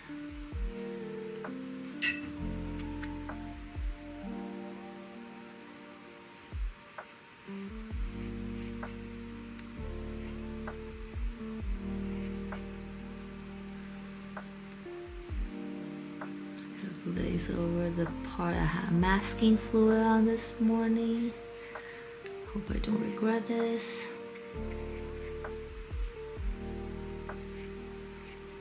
I'll leave that second part later.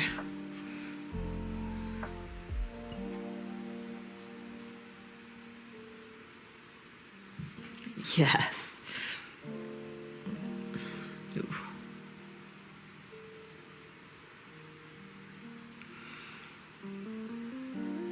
Okay, well, I'm gonna darken the center a little bit and then darken the edges a little bit. Although I think this color is cooler than I wanted. I'll bring some purple over to here.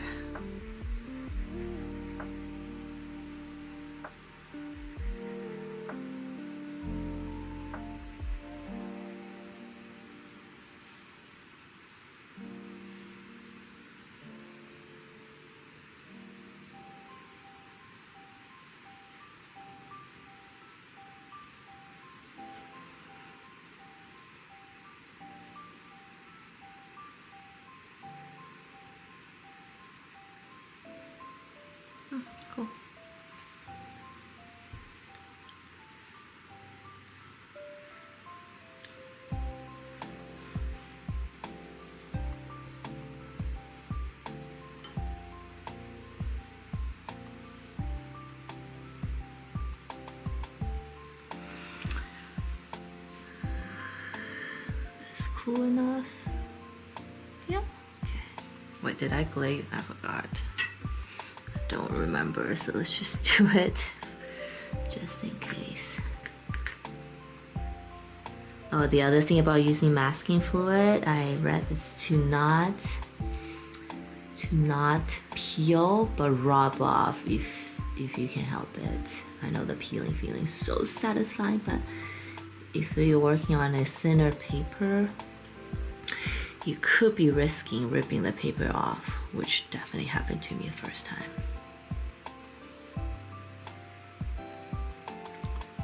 I think the perfect consistency is just slightly damp. And there's still slight sheen on the paper.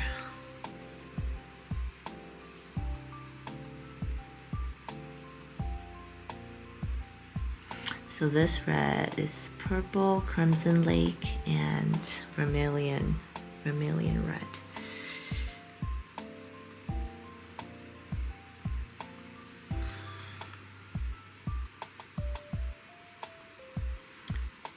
So warmer here.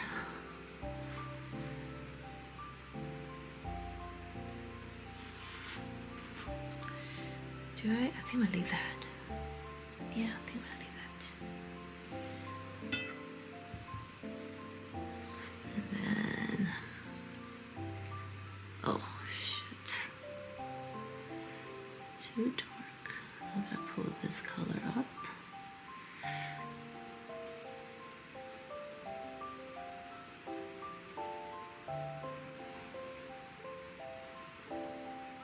Go in here a little bit. Ah, yes. And then pull it down a little bit.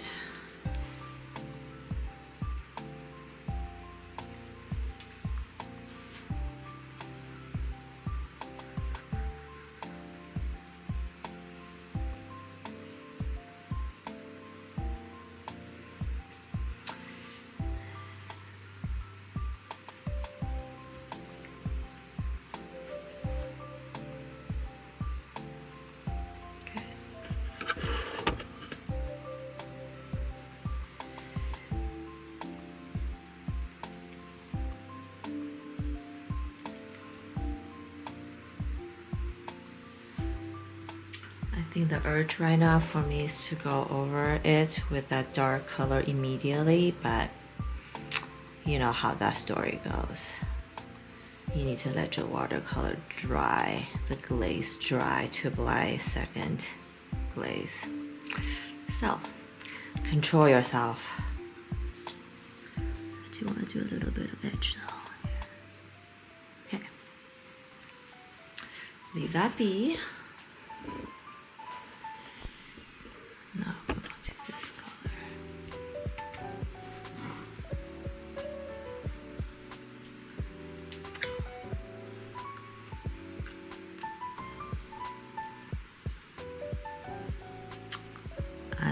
I realized I probably didn't need to glaze the water in the last area, so I'm not going to in this area.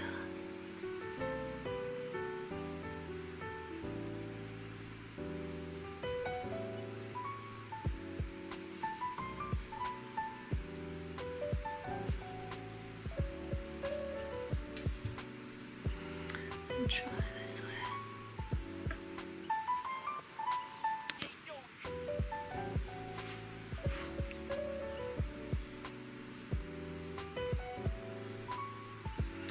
This bottom is cool. It's being cool color, cool red.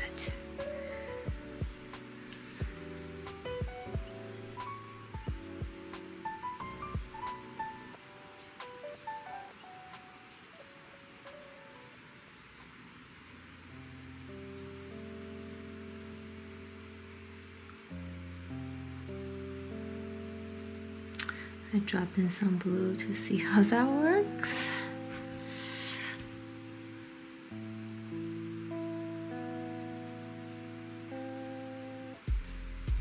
Not bad.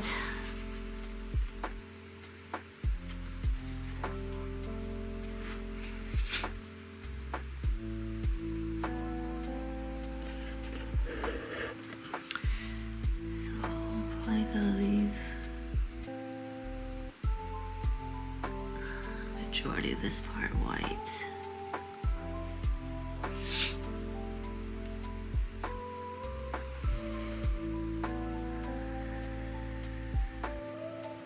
Kind of like how this, let's see.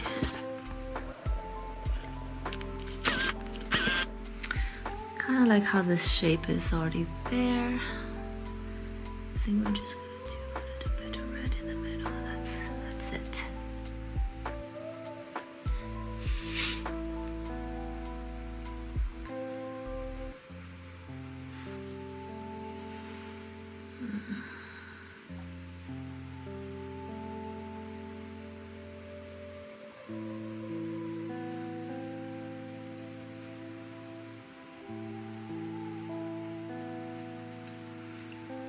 And since I like that blue, I think I'm gonna do the same here actually.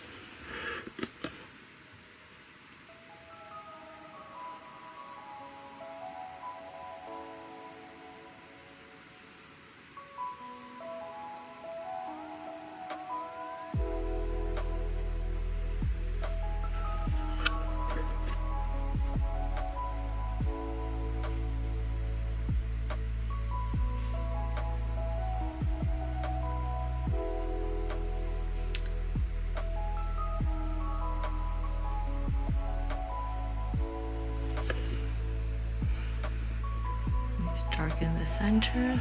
This one looks great. Let me just let me complete. There we go. There we go. So 1, 2, my third pink flower.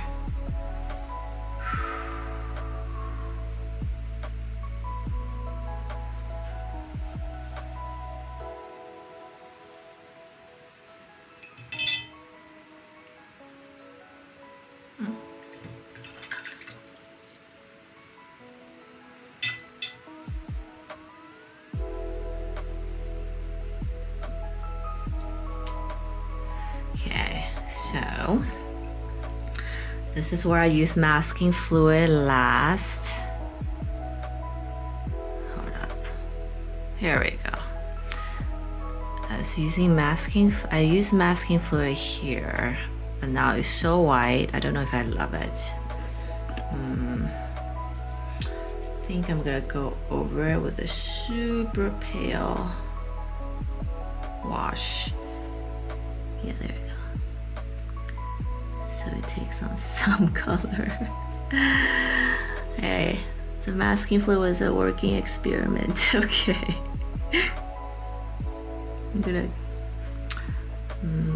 maybe leave that one be. Super light wash here, since the light is coming from this way. You know what? I'm gonna let the light come from that way.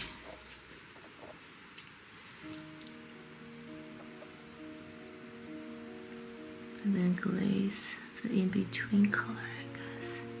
Okay.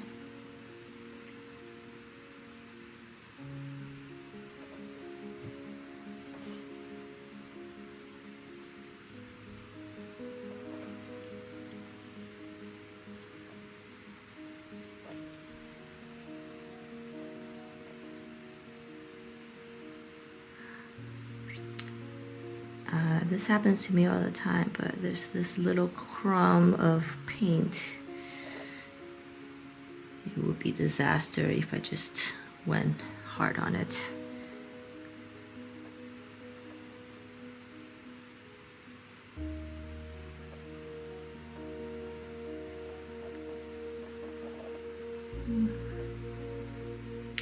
This corner is probably darker. Okay, phew. Let's darken this area.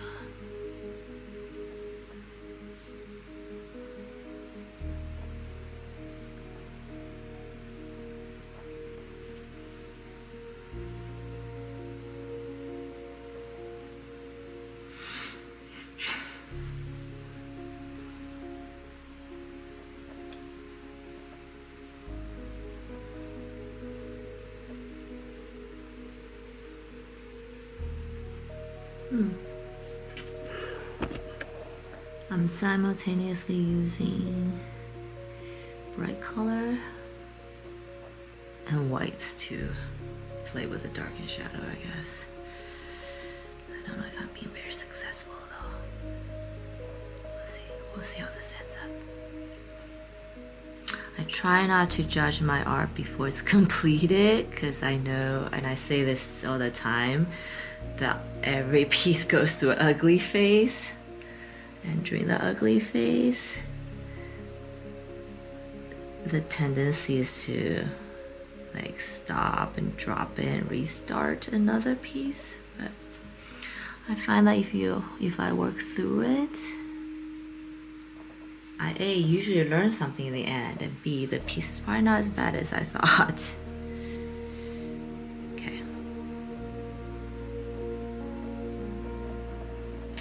Oh, Trevor, I can't wait. When are you gonna start doing watercolor? If ever.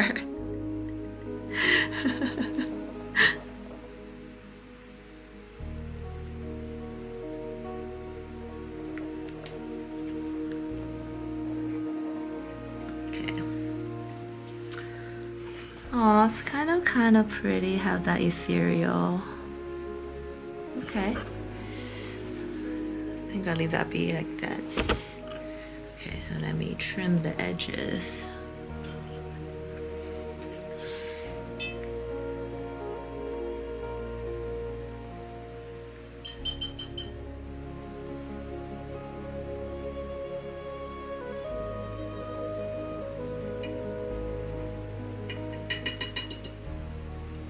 Holy shit, that's not even watercolor.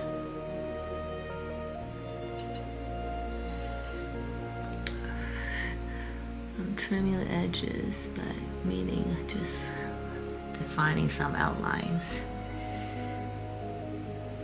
I used to do this step at the very end. I still might, but I also find that if I do it in between, then it feels more incorporated for some reason.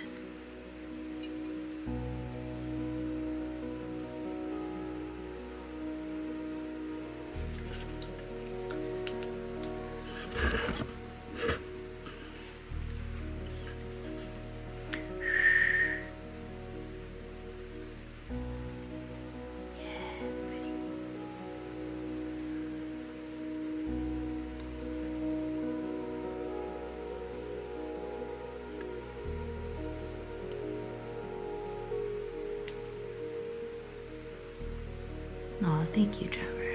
I always want my art to be described as beautiful, I guess.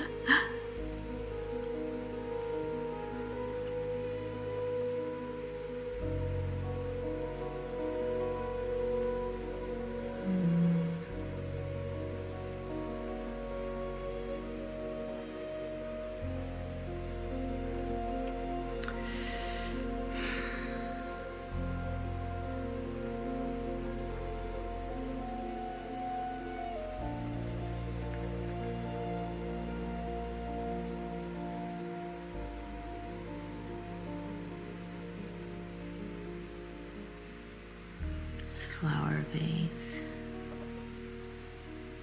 Just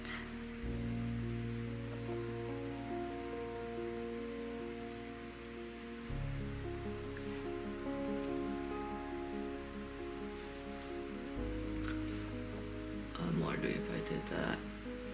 Overdid that. Yes, I think I did.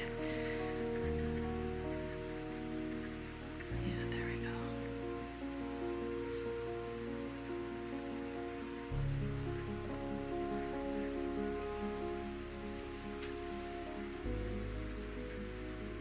Okay.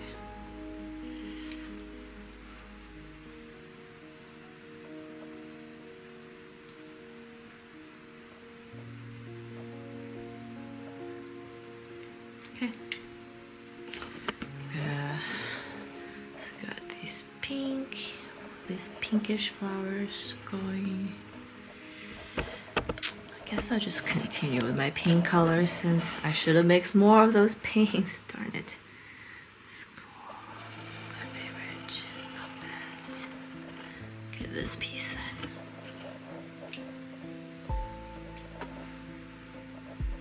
Actually, let me try something right now. Ooh. So I usually like my center flower super dark. I don't know why. I feel like that's when they become alive. And you want to do it when it's still slightly wet. So the other two pieces, I'm probably gonna go back to do it, but I just felt the urge to do it right now here, so. Just because. Oh yeah.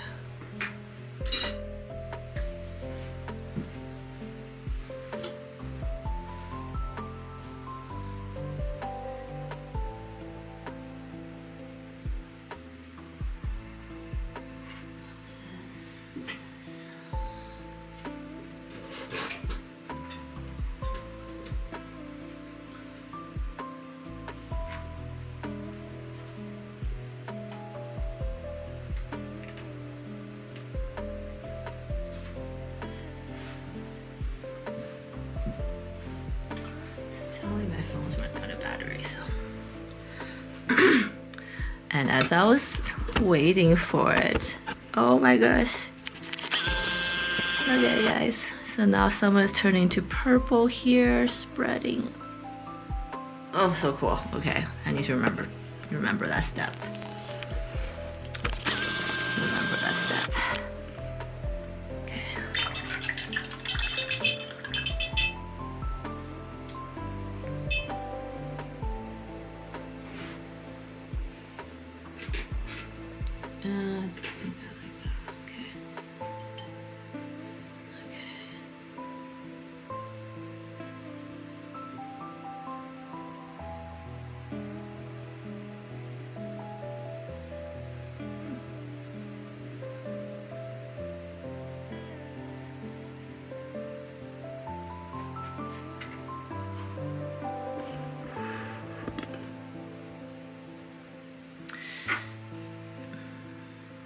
Okay, that's not bad. Okay. Is that too much? Yes, a little too red. So that's some water.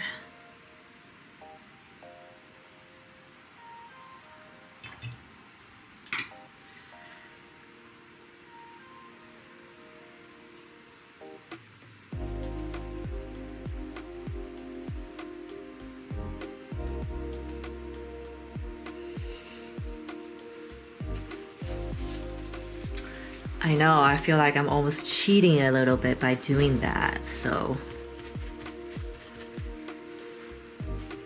give that contrast, like just suddenly it's shit, what did I just do? I almost feel like I'm cheating a little bit. So I used to be a shoe designer, right? And they say that you should always use gray instead of black when you're presenting. Because I think when you're trying to see if the design is truly good or not, because our natural instinct is to favor things with high contrast.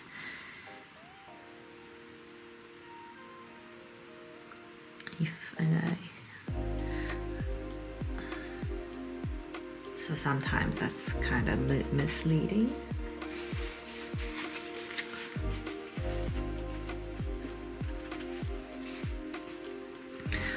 I struggling with it so much? Okay.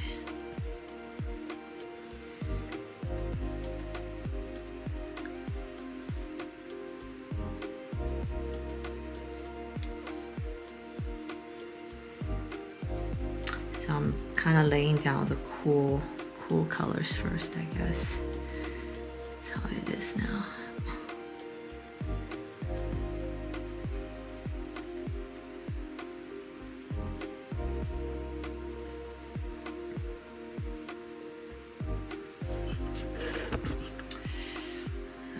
I'm adding more water, loading more water to the brush without adding more paint.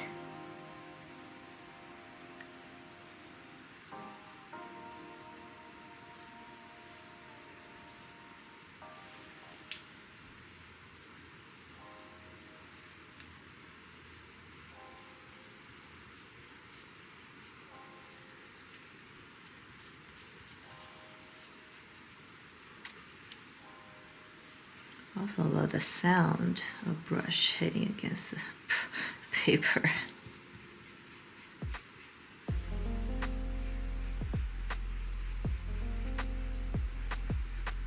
I'll leave this part white, just as a reminder to myself.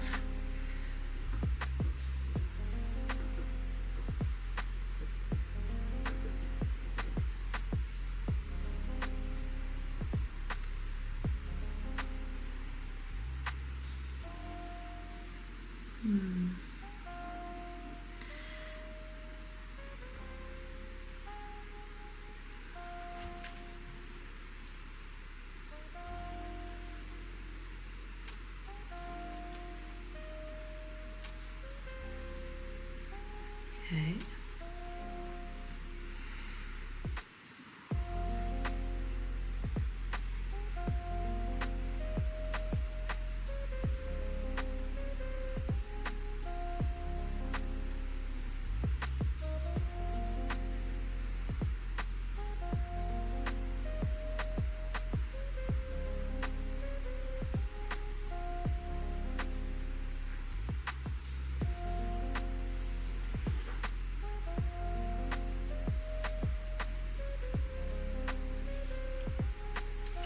Purple.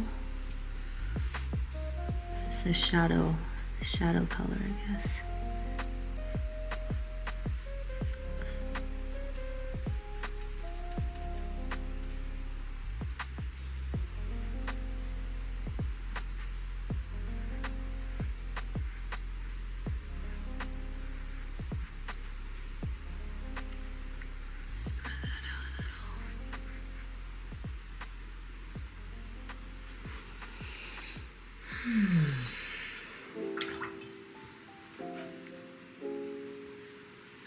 I have some warm red for the edges.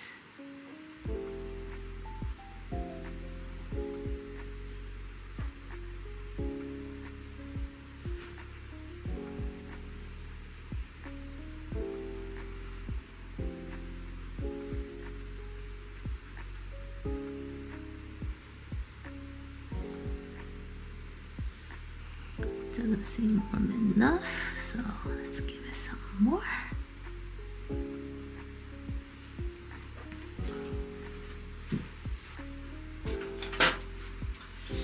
I can't believe it, but my vermilion is almost gone. I think that's my first. I apparently use this color the most.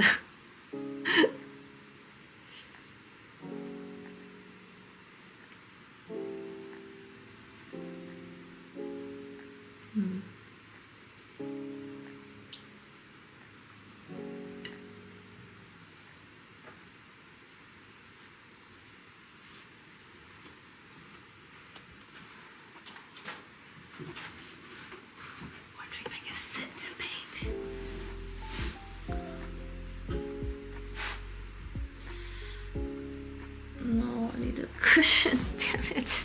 Okay. Nope, my chair's not tall enough.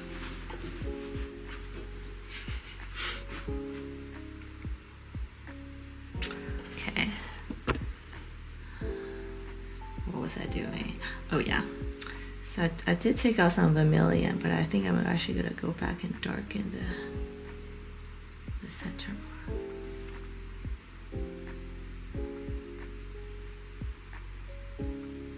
It seems like it wants to go darker. Also feel like when I'm painting, I'm sure if you paint, you feel the same way. Sometimes the area, it just wants to pull you in, wants you to go that way. And I find that it's best to listen to it.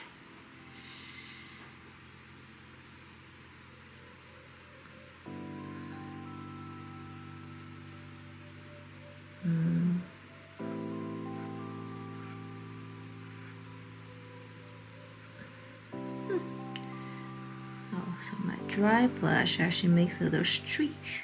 Oh, I love it.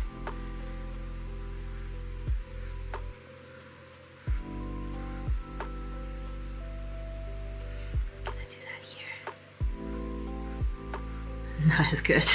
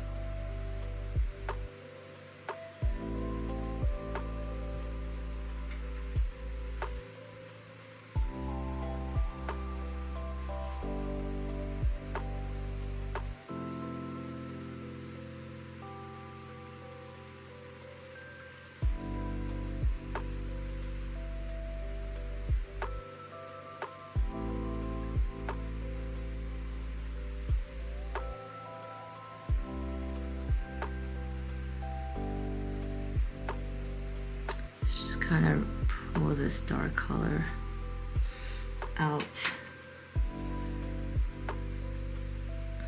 I should probably wait a little bit longer to do this, but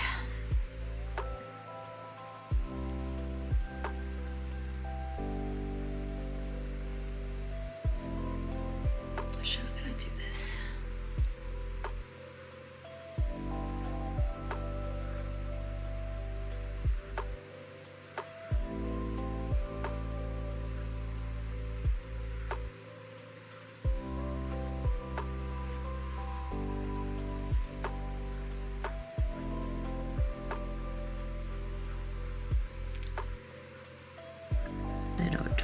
Dry on wet action.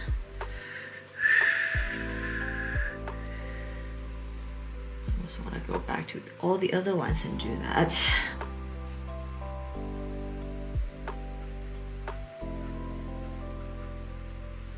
But that could get messy though.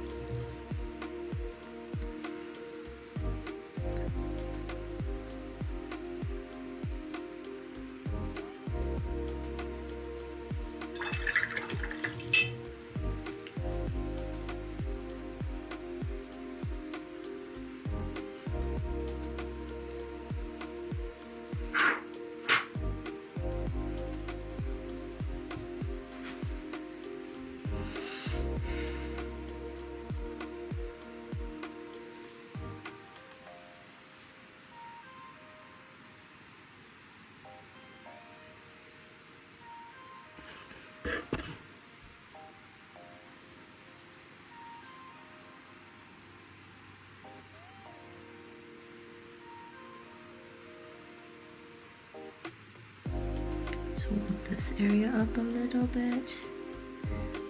Warm this middle part up.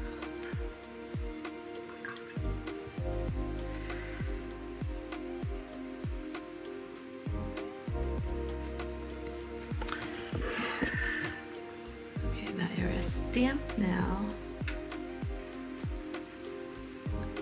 Perfect time to do this.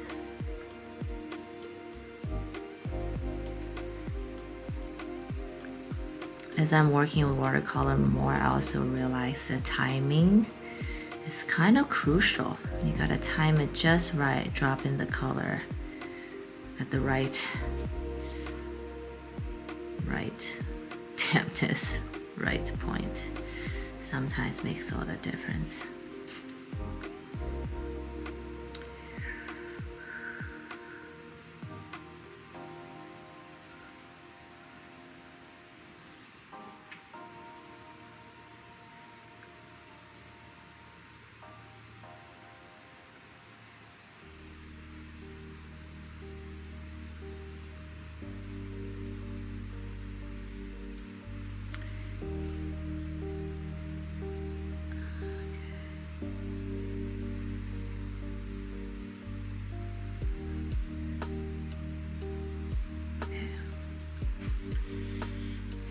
Try not to mess with that too much.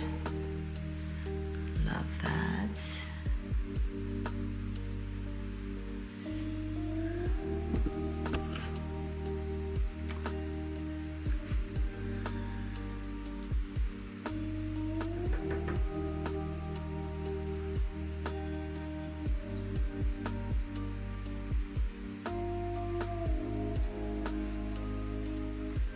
Sometimes when I don't feel confident, I feel like this is my way of cheating it, just dabbing it in sometimes.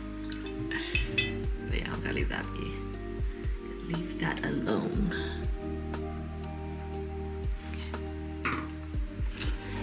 Okay, always, let's go back to this one.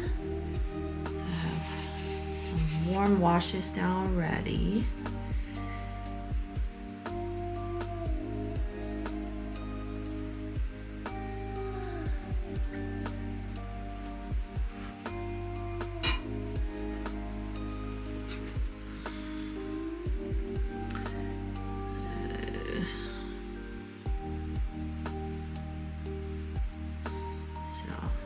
I don't need to do too much here.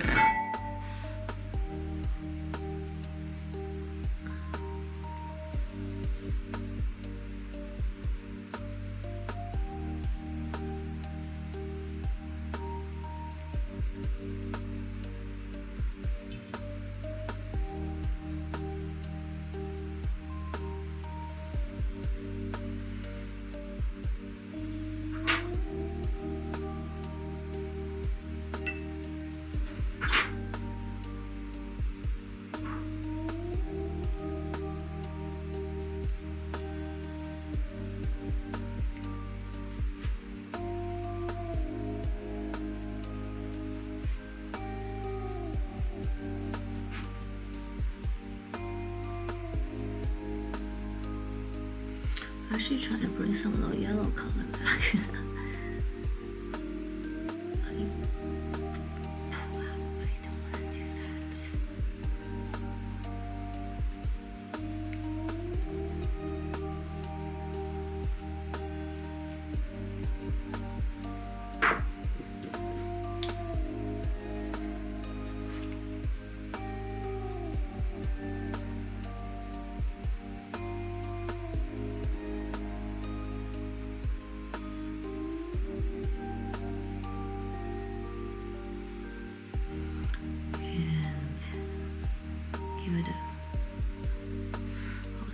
Cool purple, but it doesn't seem very cool. Okay.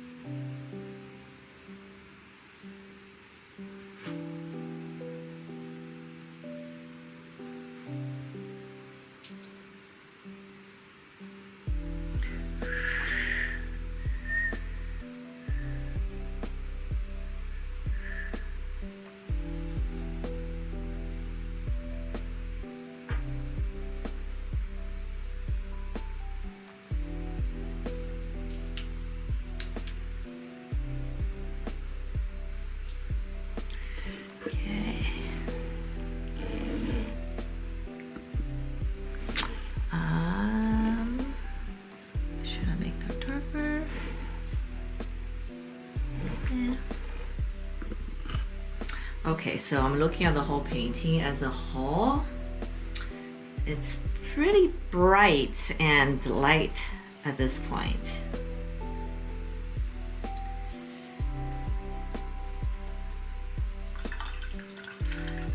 Neither good or bad, just the observation right now. So I guess the thing is, if I feel like it's too light, then I'll probably go back and darken some areas. But then I definitely don't want to do that until I have the whole thing painted.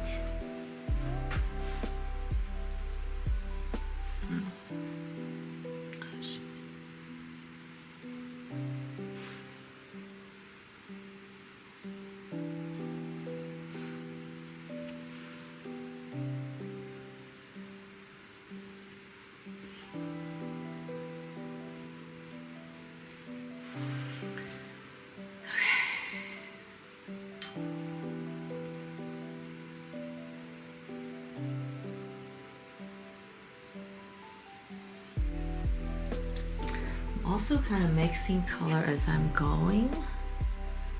It's probably not the best idea.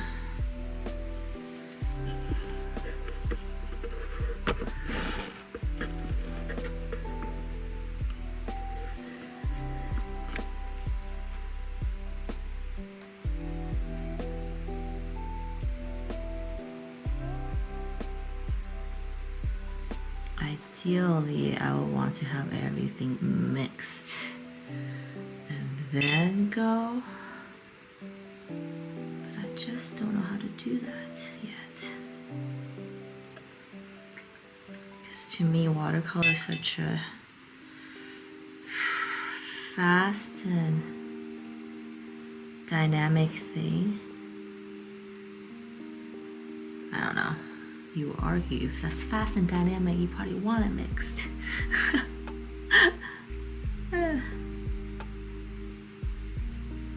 Sometimes painting is just a habit, I guess.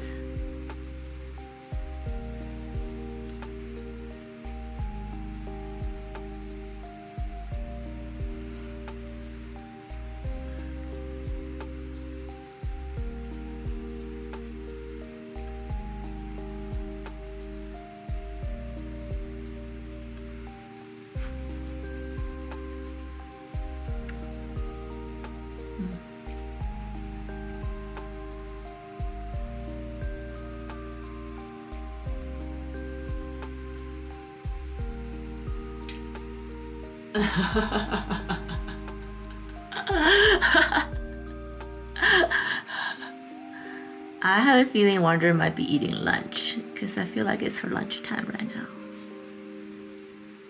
Do you have the day off, Modern Graphic?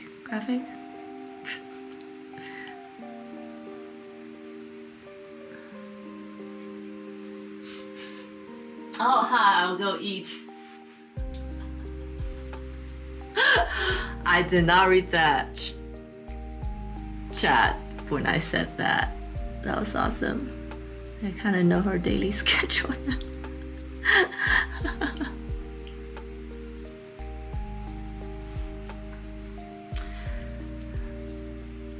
It's okay. You can hang out. Maybe she'll pop back up. What are you working on? What's everybody working on, I guess?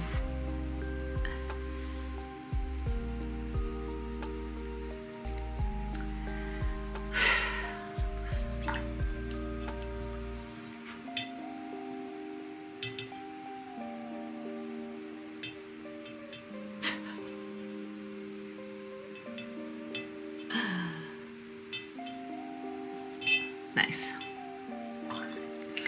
Yeah. It's her lunchtime, totally understandable. I was just saying, day off, yay, awesome. Wednesdays are my streaming days, everybody. Today is the day I do it. If you follow my channel from the very beginning, I started with like 3 days a week. And then I realized I didn't have time to do anything else. So I had to dial that back. But I am making videos and shorts and all that stuff, as well as all the other artist things I won't bore you with. So once a week, Wednesdays around this time is when I go live. My goal lately has been doing one new piece per week. So far, I'm actually sticking with it. But I'm also thinking as I tackling bigger pieces, that pace might slow down. So far, so good. So yeah, Wednesday is kind of like my middle of the painting process. Because before when I streamed all the time, I thought there's parts of the whole process is not that exciting to watch. Like when I'm washing all the backgrounds, which was like light layers, light colors, it's not very exciting to watch. So middle of the week is usually when I'm mid-piece, when lots of things happen. Also, lots of mistakes happen, and I thought it might be fun for you guys to watch the messed up part of this process. Because why not? Life is messy. Art is definitely messy.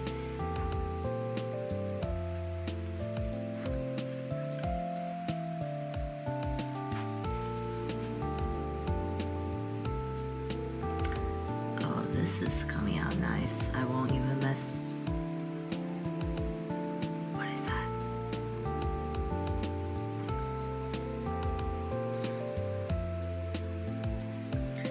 Because it's a back pedal, I just mixed in a little bit more blue to cool it back, to cool it. And that's too much blue.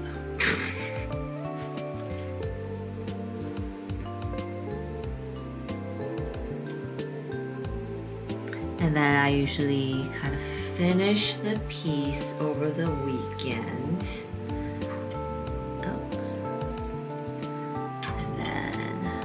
Yeah, so I've been kind of doing this for a few weeks now. No, not even. Like 3 weeks, which is not a long time, I know. I've been doing this for 3 weeks now, and I'm liking the rhythm. I'm liking the flow. So I'm gonna do this for as long as it feels fine, feels right, until the next shift happens. Inevitably will come. I don't know if you guys have the same experience, that you finally dial down the schedule, finally dial down process, and then something like changes. You're like, well, that was that.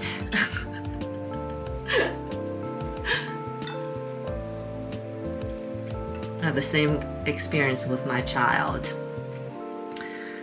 Raising my child. It's like, oh, I finally got this part down, finally know what's going on, and then she changes on you.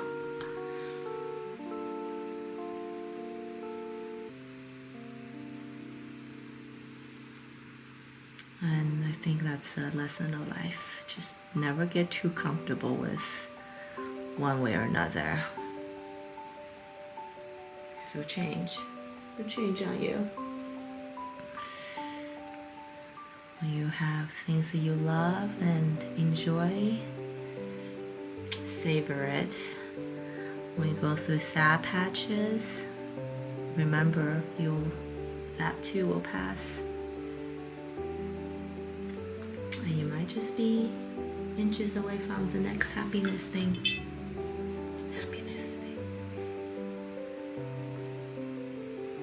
Right, modern graphic? Graphic modern? Oh yeah. Well, schedule, but also like rhythm of life, I guess. Like eating habits, workout habits, I don't know, etc. Can't think of it right now, but everything. Ooh, do I want to do this right now?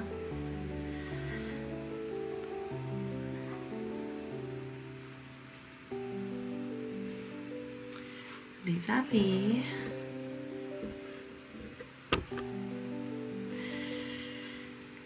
Definitely spending less time as I'm going along, because I guess I'm warmed up.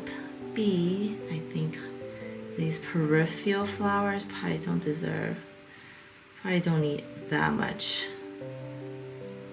focus. Ah, shit. Ah, shit.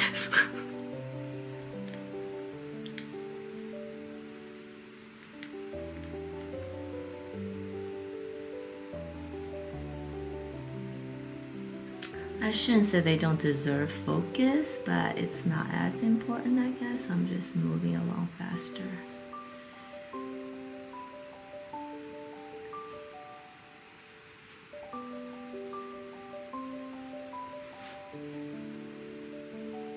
Hi, Curry, how are you? Thanks for dropping by. Always lovely to see you or hear from you. Thank you. I will always take your blessing. I hope it's warming up. It's not cloudy in the Bay Area. And that you see more sunshine and more vitamin D.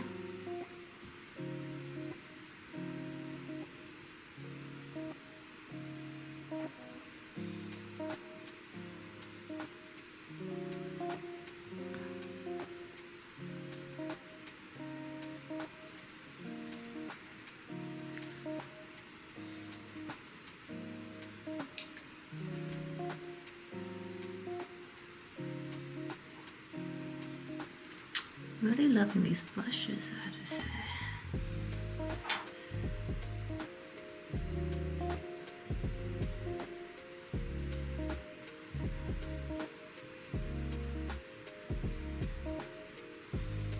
Oh,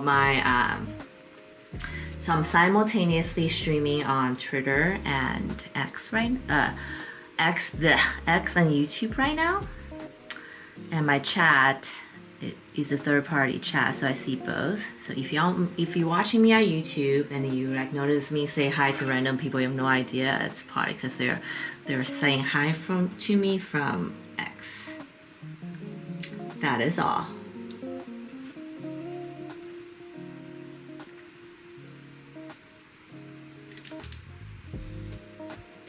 And if you find,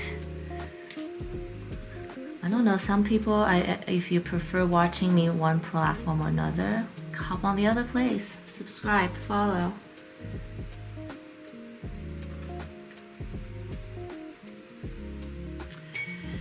I am not doing on not any other platforms. Yes, I think that'd just be too overwhelming for me.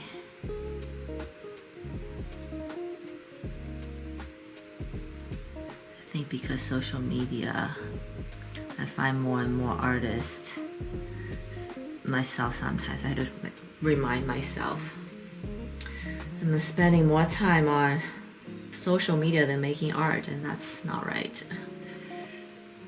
And that if you find yourself in that situation, you should change that.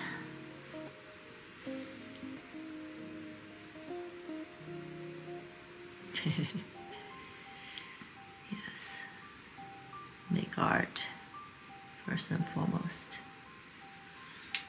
All right, moving on. Somehow made that purple flower. Oops.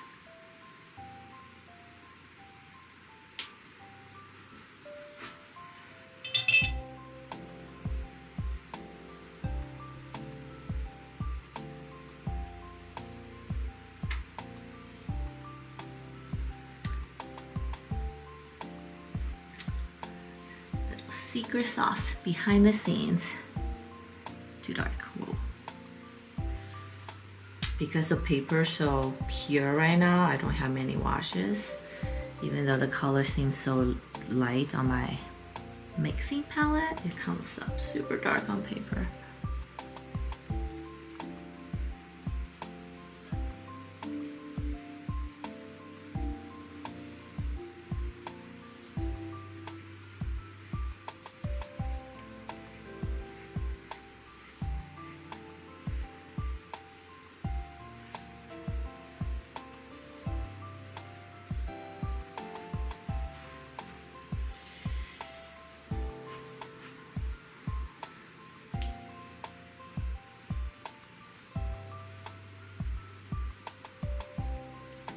also noticing that this paintings end up being very cool colored palette. Because I'm noticing I'm mixing lots of, I'm constantly trying to cool color down. Something to it.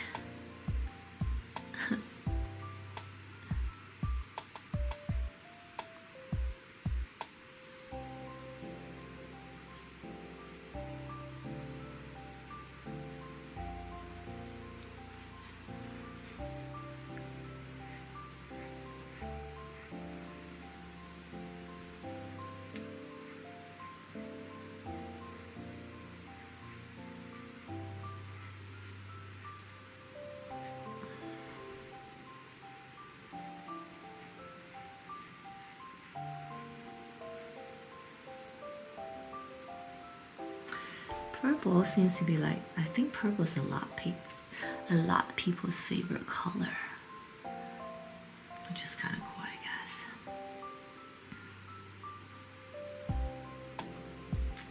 Which probably makes it soothing to watch if purple is your favorite color. I'm also trying to mimic that streaky feeling, and I can't get it again. Maybe it's a brush.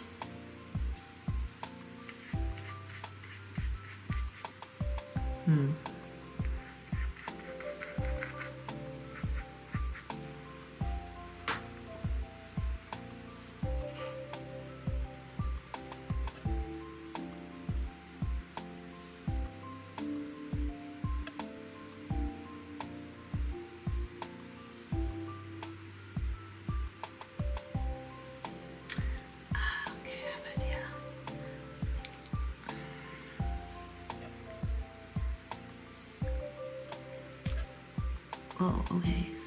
That's cool.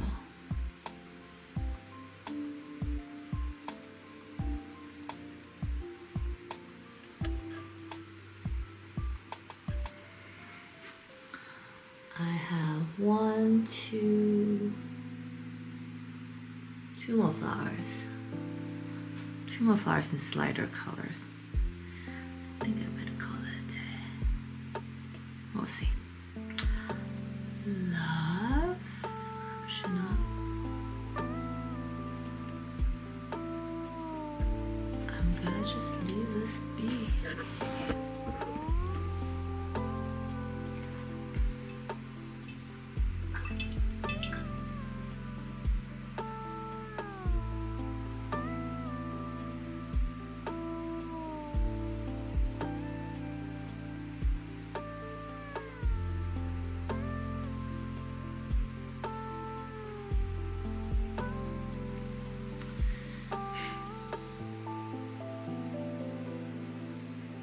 This is gonna be a yellow flower because I planted, so I'm attempting to warm this color up.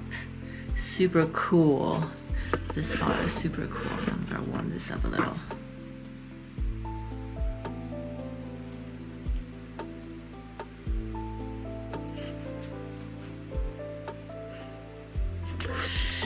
See, there's places I wasn't patient enough. Drop color. Shit. Drop color too soon. That's okay. I meant to do that. There are places I definitely drop color too soon. Now to go back and drop it again.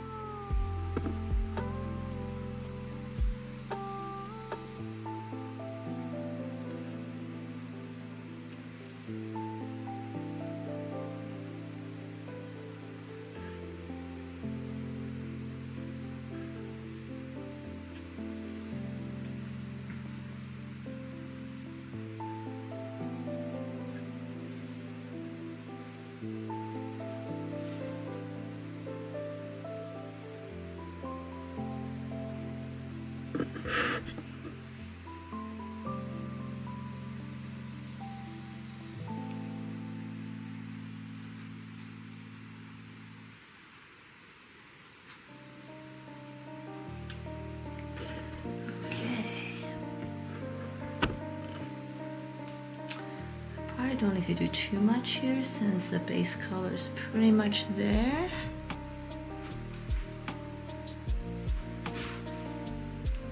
You're safe. Thank you.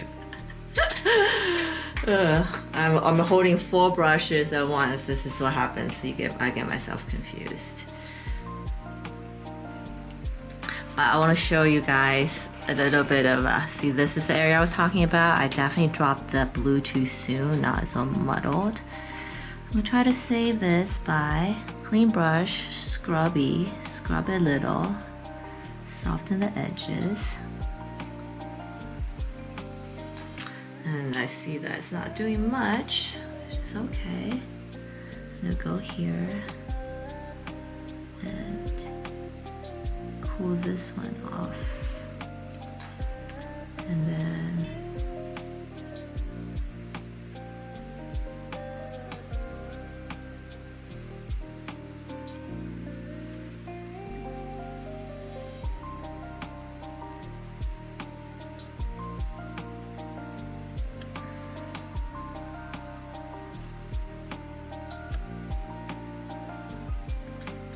cool this part off.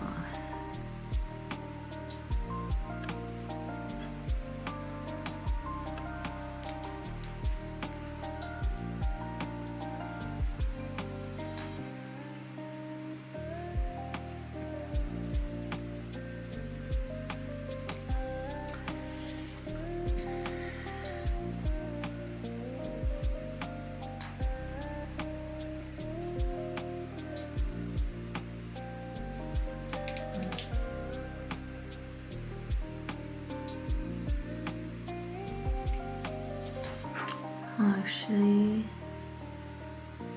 so I'm adding way more color shades to give it more in between.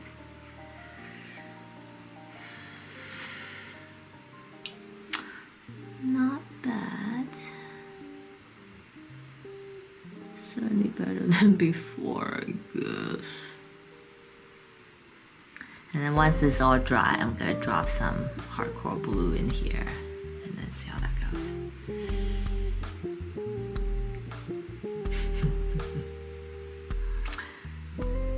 Let's just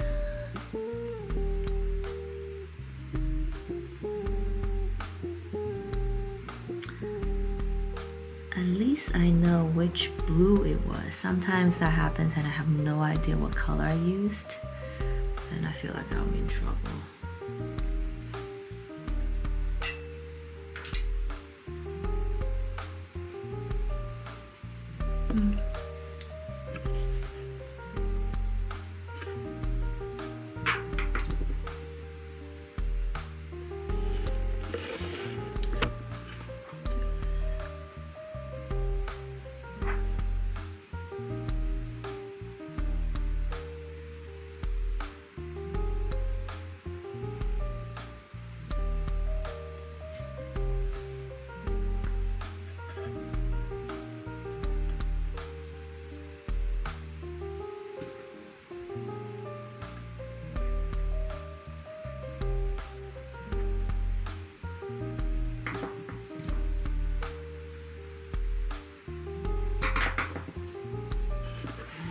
Yeah.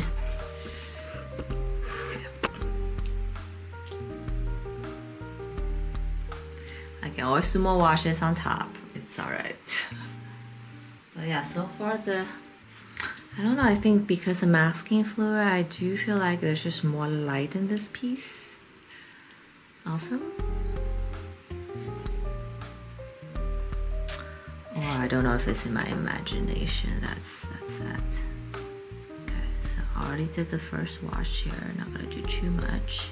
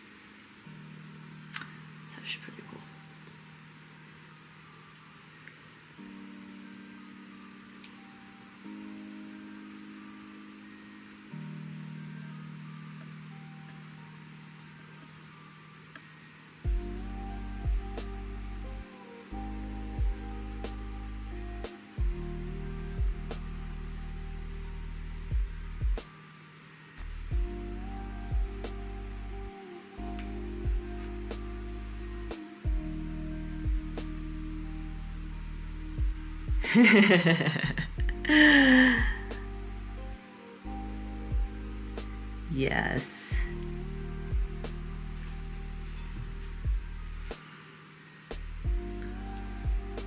Which, I don't know, are we gonna get to peel one today? Oh, I guess I feel like I should do one on screen just for the satisfaction. I want to show you guys the satisfaction of it. Okay. All right, motivation to do more. That's cool. Oh, I love how this one's turning out though.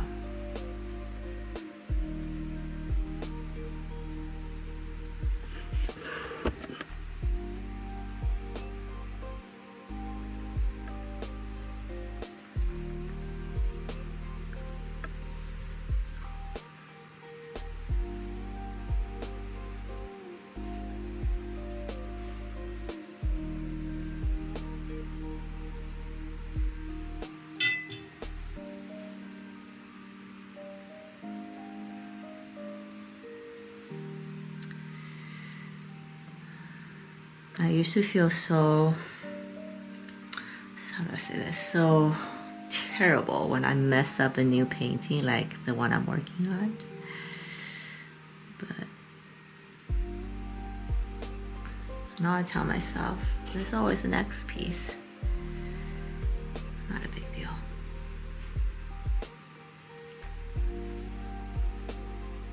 And like I said, might just be going through ugly phase currently, even with all the mistakes. You'll be okay. I'm just gonna brighten the edges with some more new yellow. This is a mustard yellow.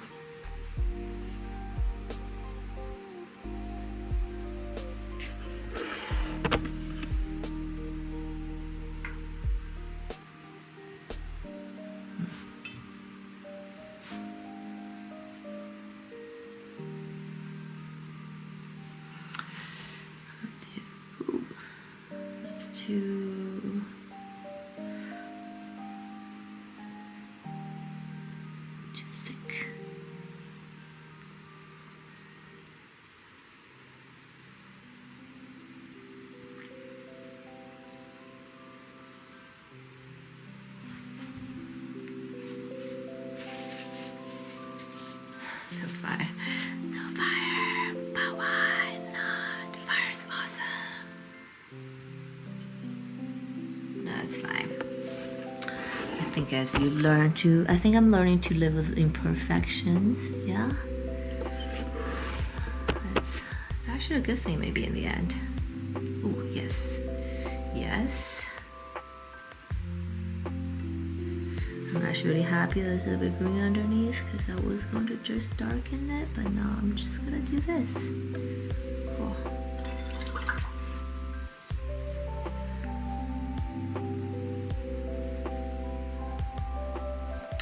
Yes, yes.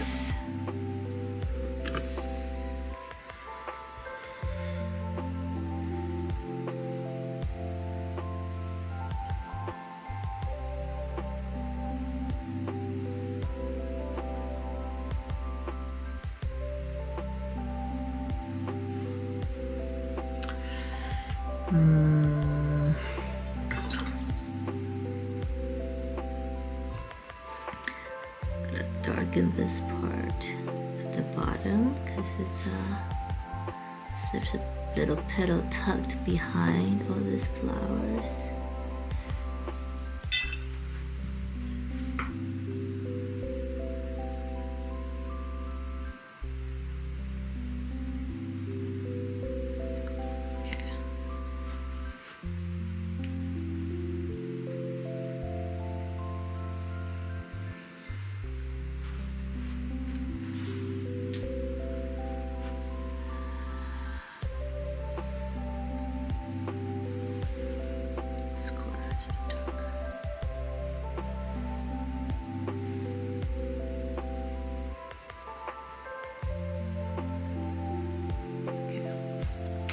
Alright, so I'm gonna paint around this guy here so I can peel that off to show you guys the satisfaction.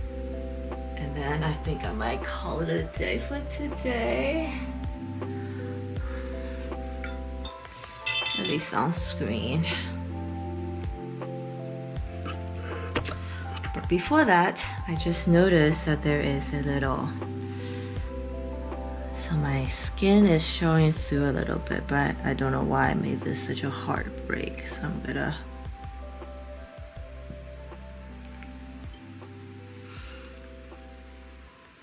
gradually bring that over.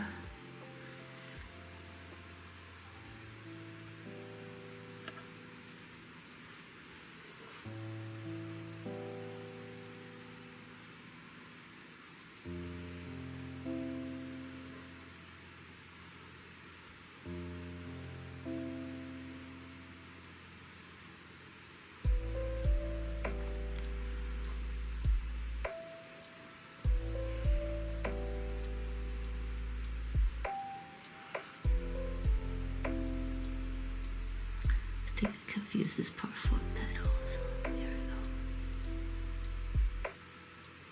Okay.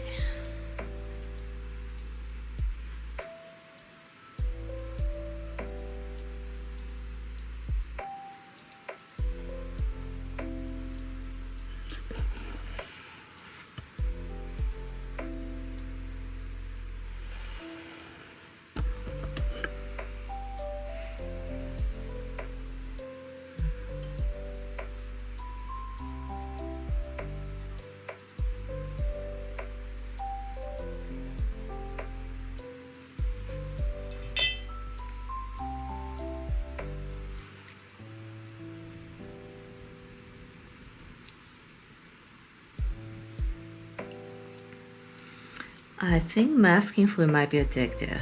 Because now, oh, I should have used it there. I should have used it there. I should have used it. I should have used it everywhere. But then my whole thing will be just plastered in.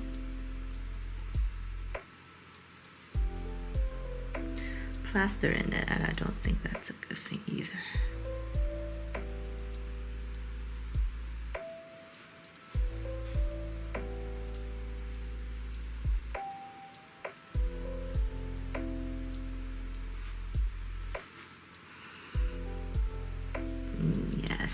Discord is a scary place. I mean, so is X, to be fair, but it's okay.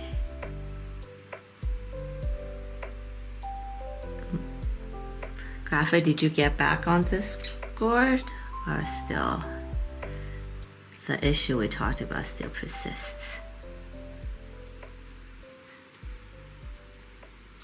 Okay, so I kind of okay, I kind of gradient transitioned in because that's her neck, and then a little bit of her skin, shoulder showing through here, and then we're gonna gradually transition to blue out. Okay, cool.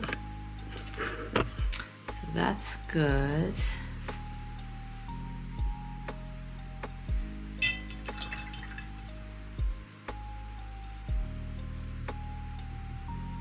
Oh, thank you. Oh, so you're back on it, yes.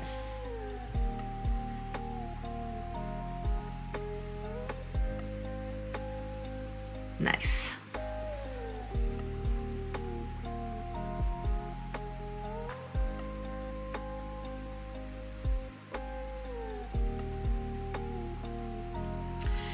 Internet is such a scary place, huh?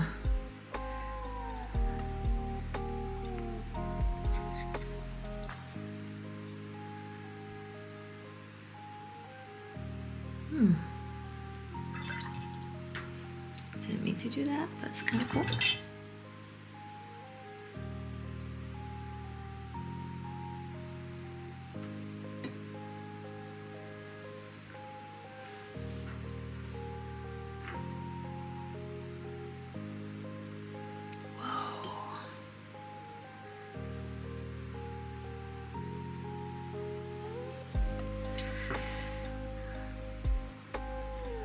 And any artists out there, be aware of scammers.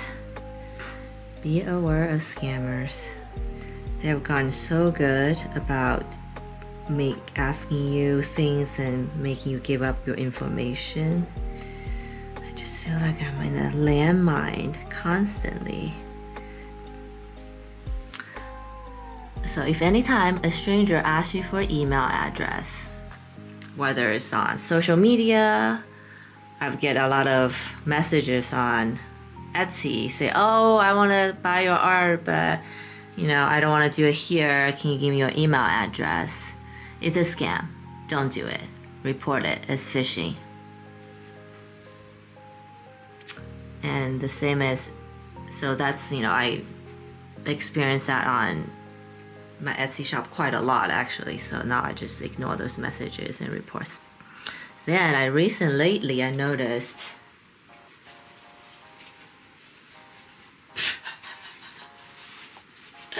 oh good, you're a mod, that makes me feel better. And then recently I've kind of experienced that on X, where people messaging me, so, oh, we want to collaborate with you, pay you for this project. Can you give me your email address? And I was like, why can't you just tell me about it here?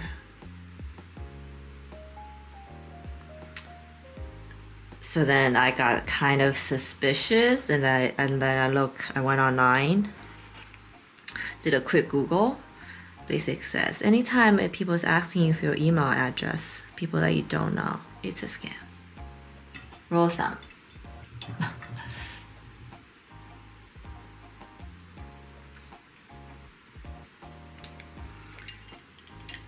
So if anything that seems too good to be true, anything when people offer you money, move slowly. I mean, sometimes I understand that sometimes might be real opportunities, but move slowly. If they really want, if it's a true opportunity, if they really want to work with you, they will move. I think they will understand.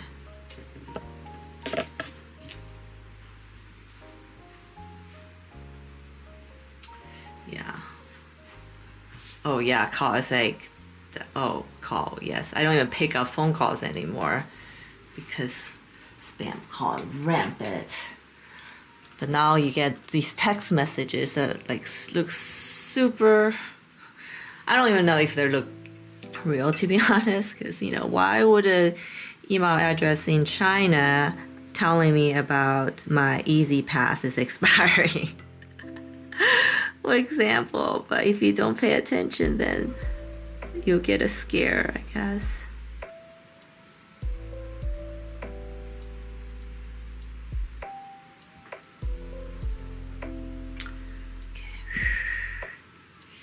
Now I'm like, now suddenly I'm here. It's like maybe I don't want to peel it off, but I need to though. Okay, so that's painted. That's good. I think I like this one a lot.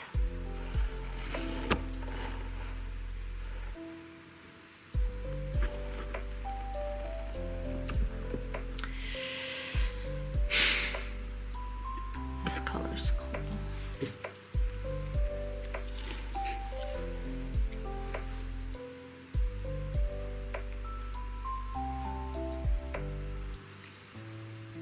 Yeah, they're getting so creative. This is crazy. Packages cannot be delivered. Can I please have your... Can you please click on this link? But yeah, I think the one that got me really annoyed, it was just on X. Because I have been scammed before once because of my naivete. So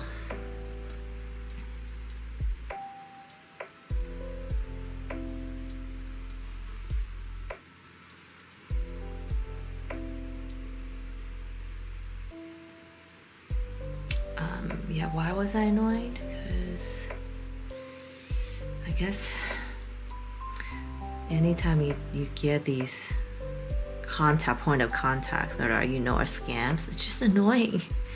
It's like wasting my time.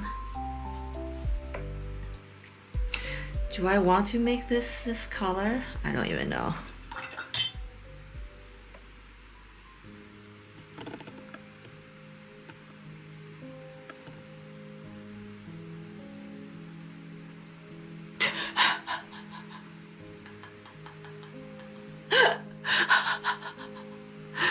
Oh my gosh. Do they text Chinese to you? I mean, I get that, but I can't understand because my real name is, you know, it's not that hard to tell, but Trevor, it's kind of funny.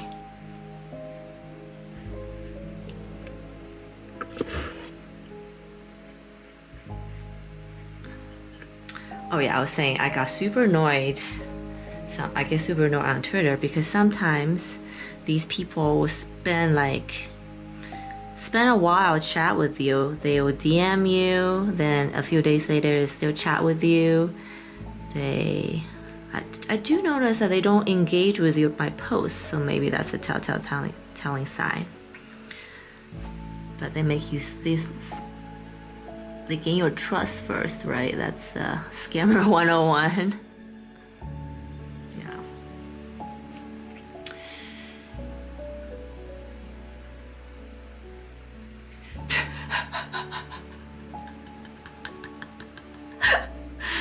Some guy, yes. God, I just wish I was more clever and somehow find a way to like make them realize they've been found out. But I'm not that clever.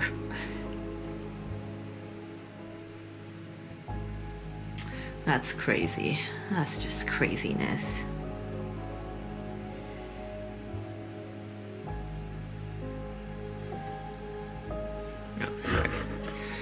Kind of enjoying this hard light. Just leave it messy, huh? But maybe I think just do that. Some of them are comical when it comes to scans, but other times just infuriating.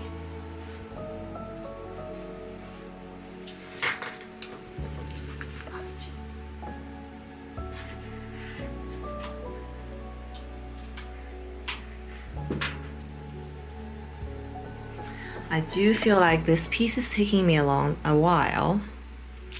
Neither good or bad, it's just how it's happening,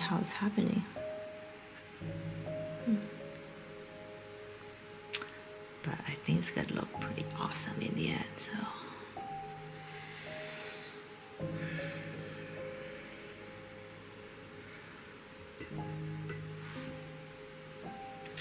Yeah. I don't know, so sad. Now that I don't even pick up phone calls, to the point when people who actually need to get in touch with me can't get in touch with me, like AKA my mom. Because I just never pick up phone calls. And there's definitely a couple of times she needed to talk to me, and then she couldn't get in touch to me because she kept on calling me and I don't pick up. And then when I did pick up in the end, she was so mad. Sorry, Mom, if you're watching. And yes, my mom do follow me on YouTube. It's kind of sweet.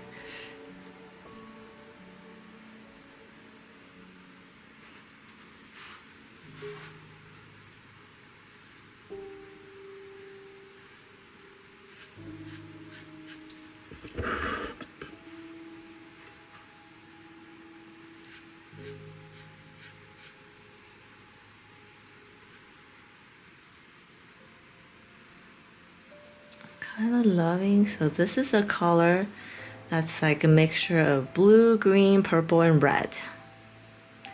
Like a cool gray that's ending up being with the slight purple undertone. I actually love it.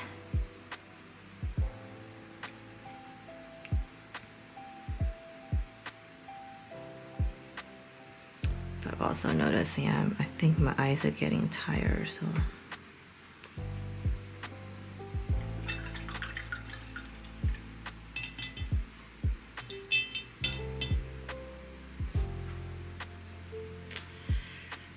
I want to peel this off, but I also realize I feel like it did a pretty good job of avoiding all those areas, so it's probably not gonna be that satisfying to watch, but it's all right. Just for sake of demonstration, I think.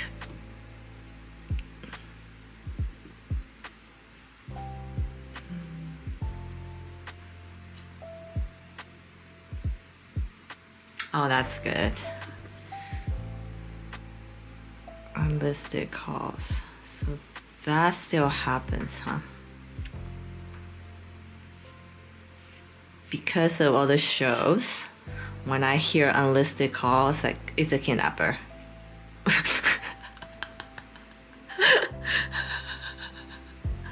I'm probably being too extreme about this, huh?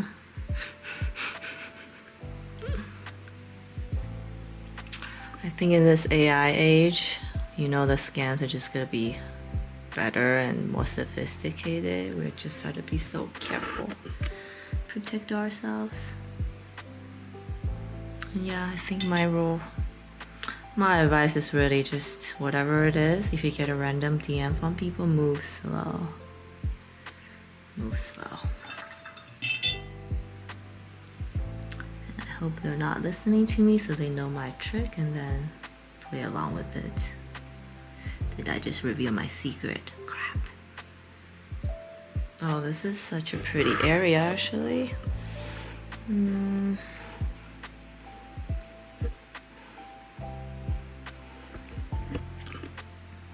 Yeah, okay.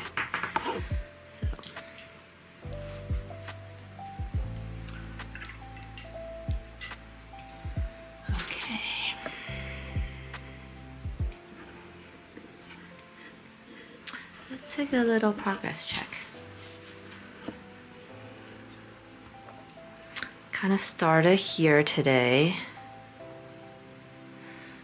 I don't know why.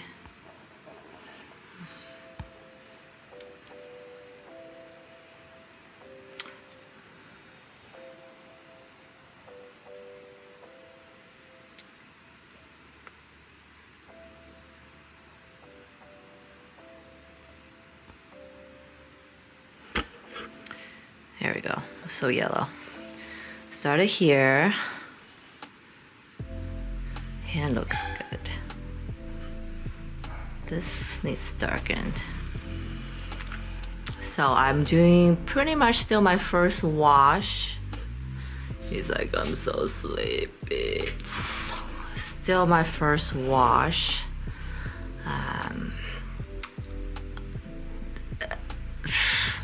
I was tempted by dropping these dark colors, but it's okay because the end is gonna be dark anyways. This color, this one looks good. This one looks good. So yeah, I'm still very much doing my first wash.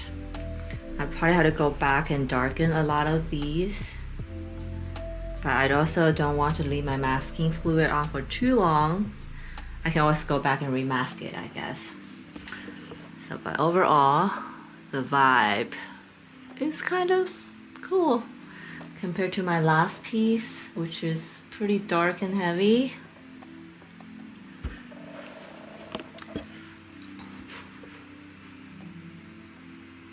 I mean, it's colorful though, so no, I don't hate. This one certainly has a lot more light to it, huh? Okay. Okay, I'm gonna peel. Make sure it's all dry around it.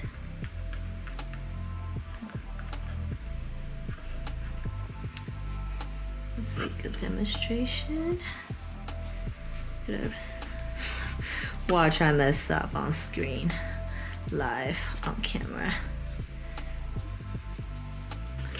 I'm gently rubbing it off. I can definitely feel a tug, like a resistance of the paper fiber and the latex. That always makes me super nervous.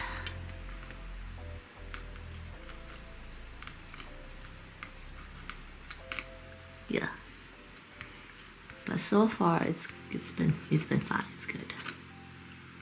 Yeah, I don't even think this is like the best area for masking fluid to begin with. Okay, just gonna. I was hoping to peel one off for you guys, but.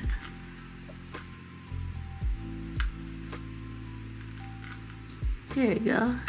You see? Here we go.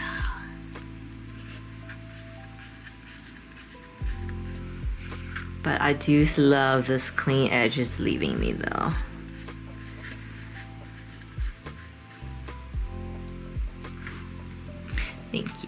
Thank you, Trevor.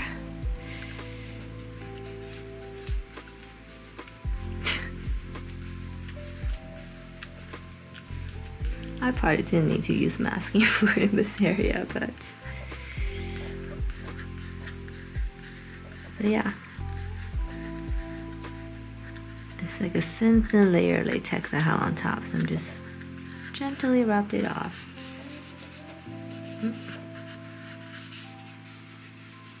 It's like a peeling layer of dead skin off. Cool. And there we have it, guys.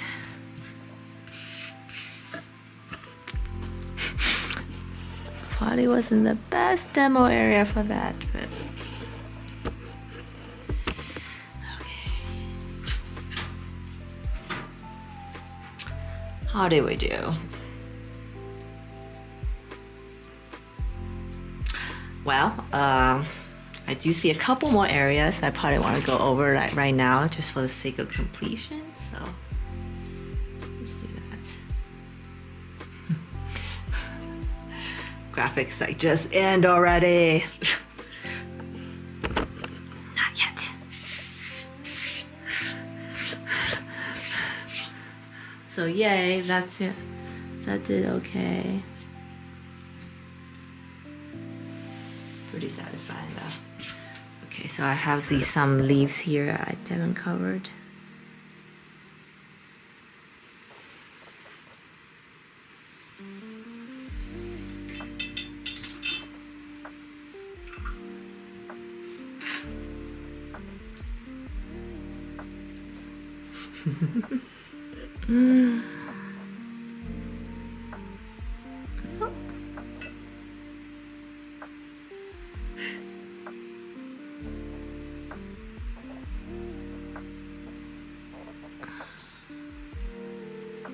I'm picking up different reds and pinks I've been using throughout.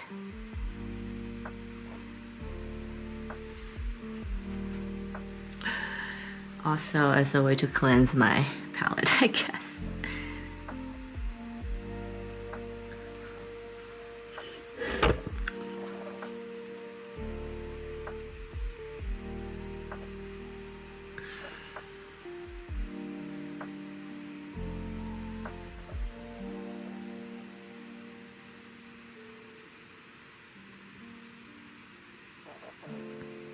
This is a good sign. I'm having fun painting today. I guess it's every day I paint is a good day.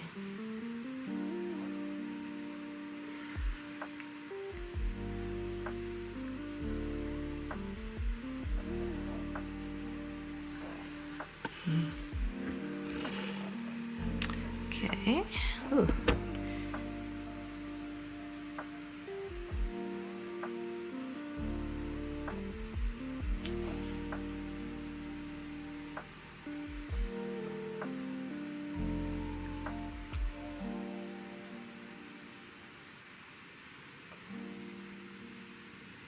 Cool.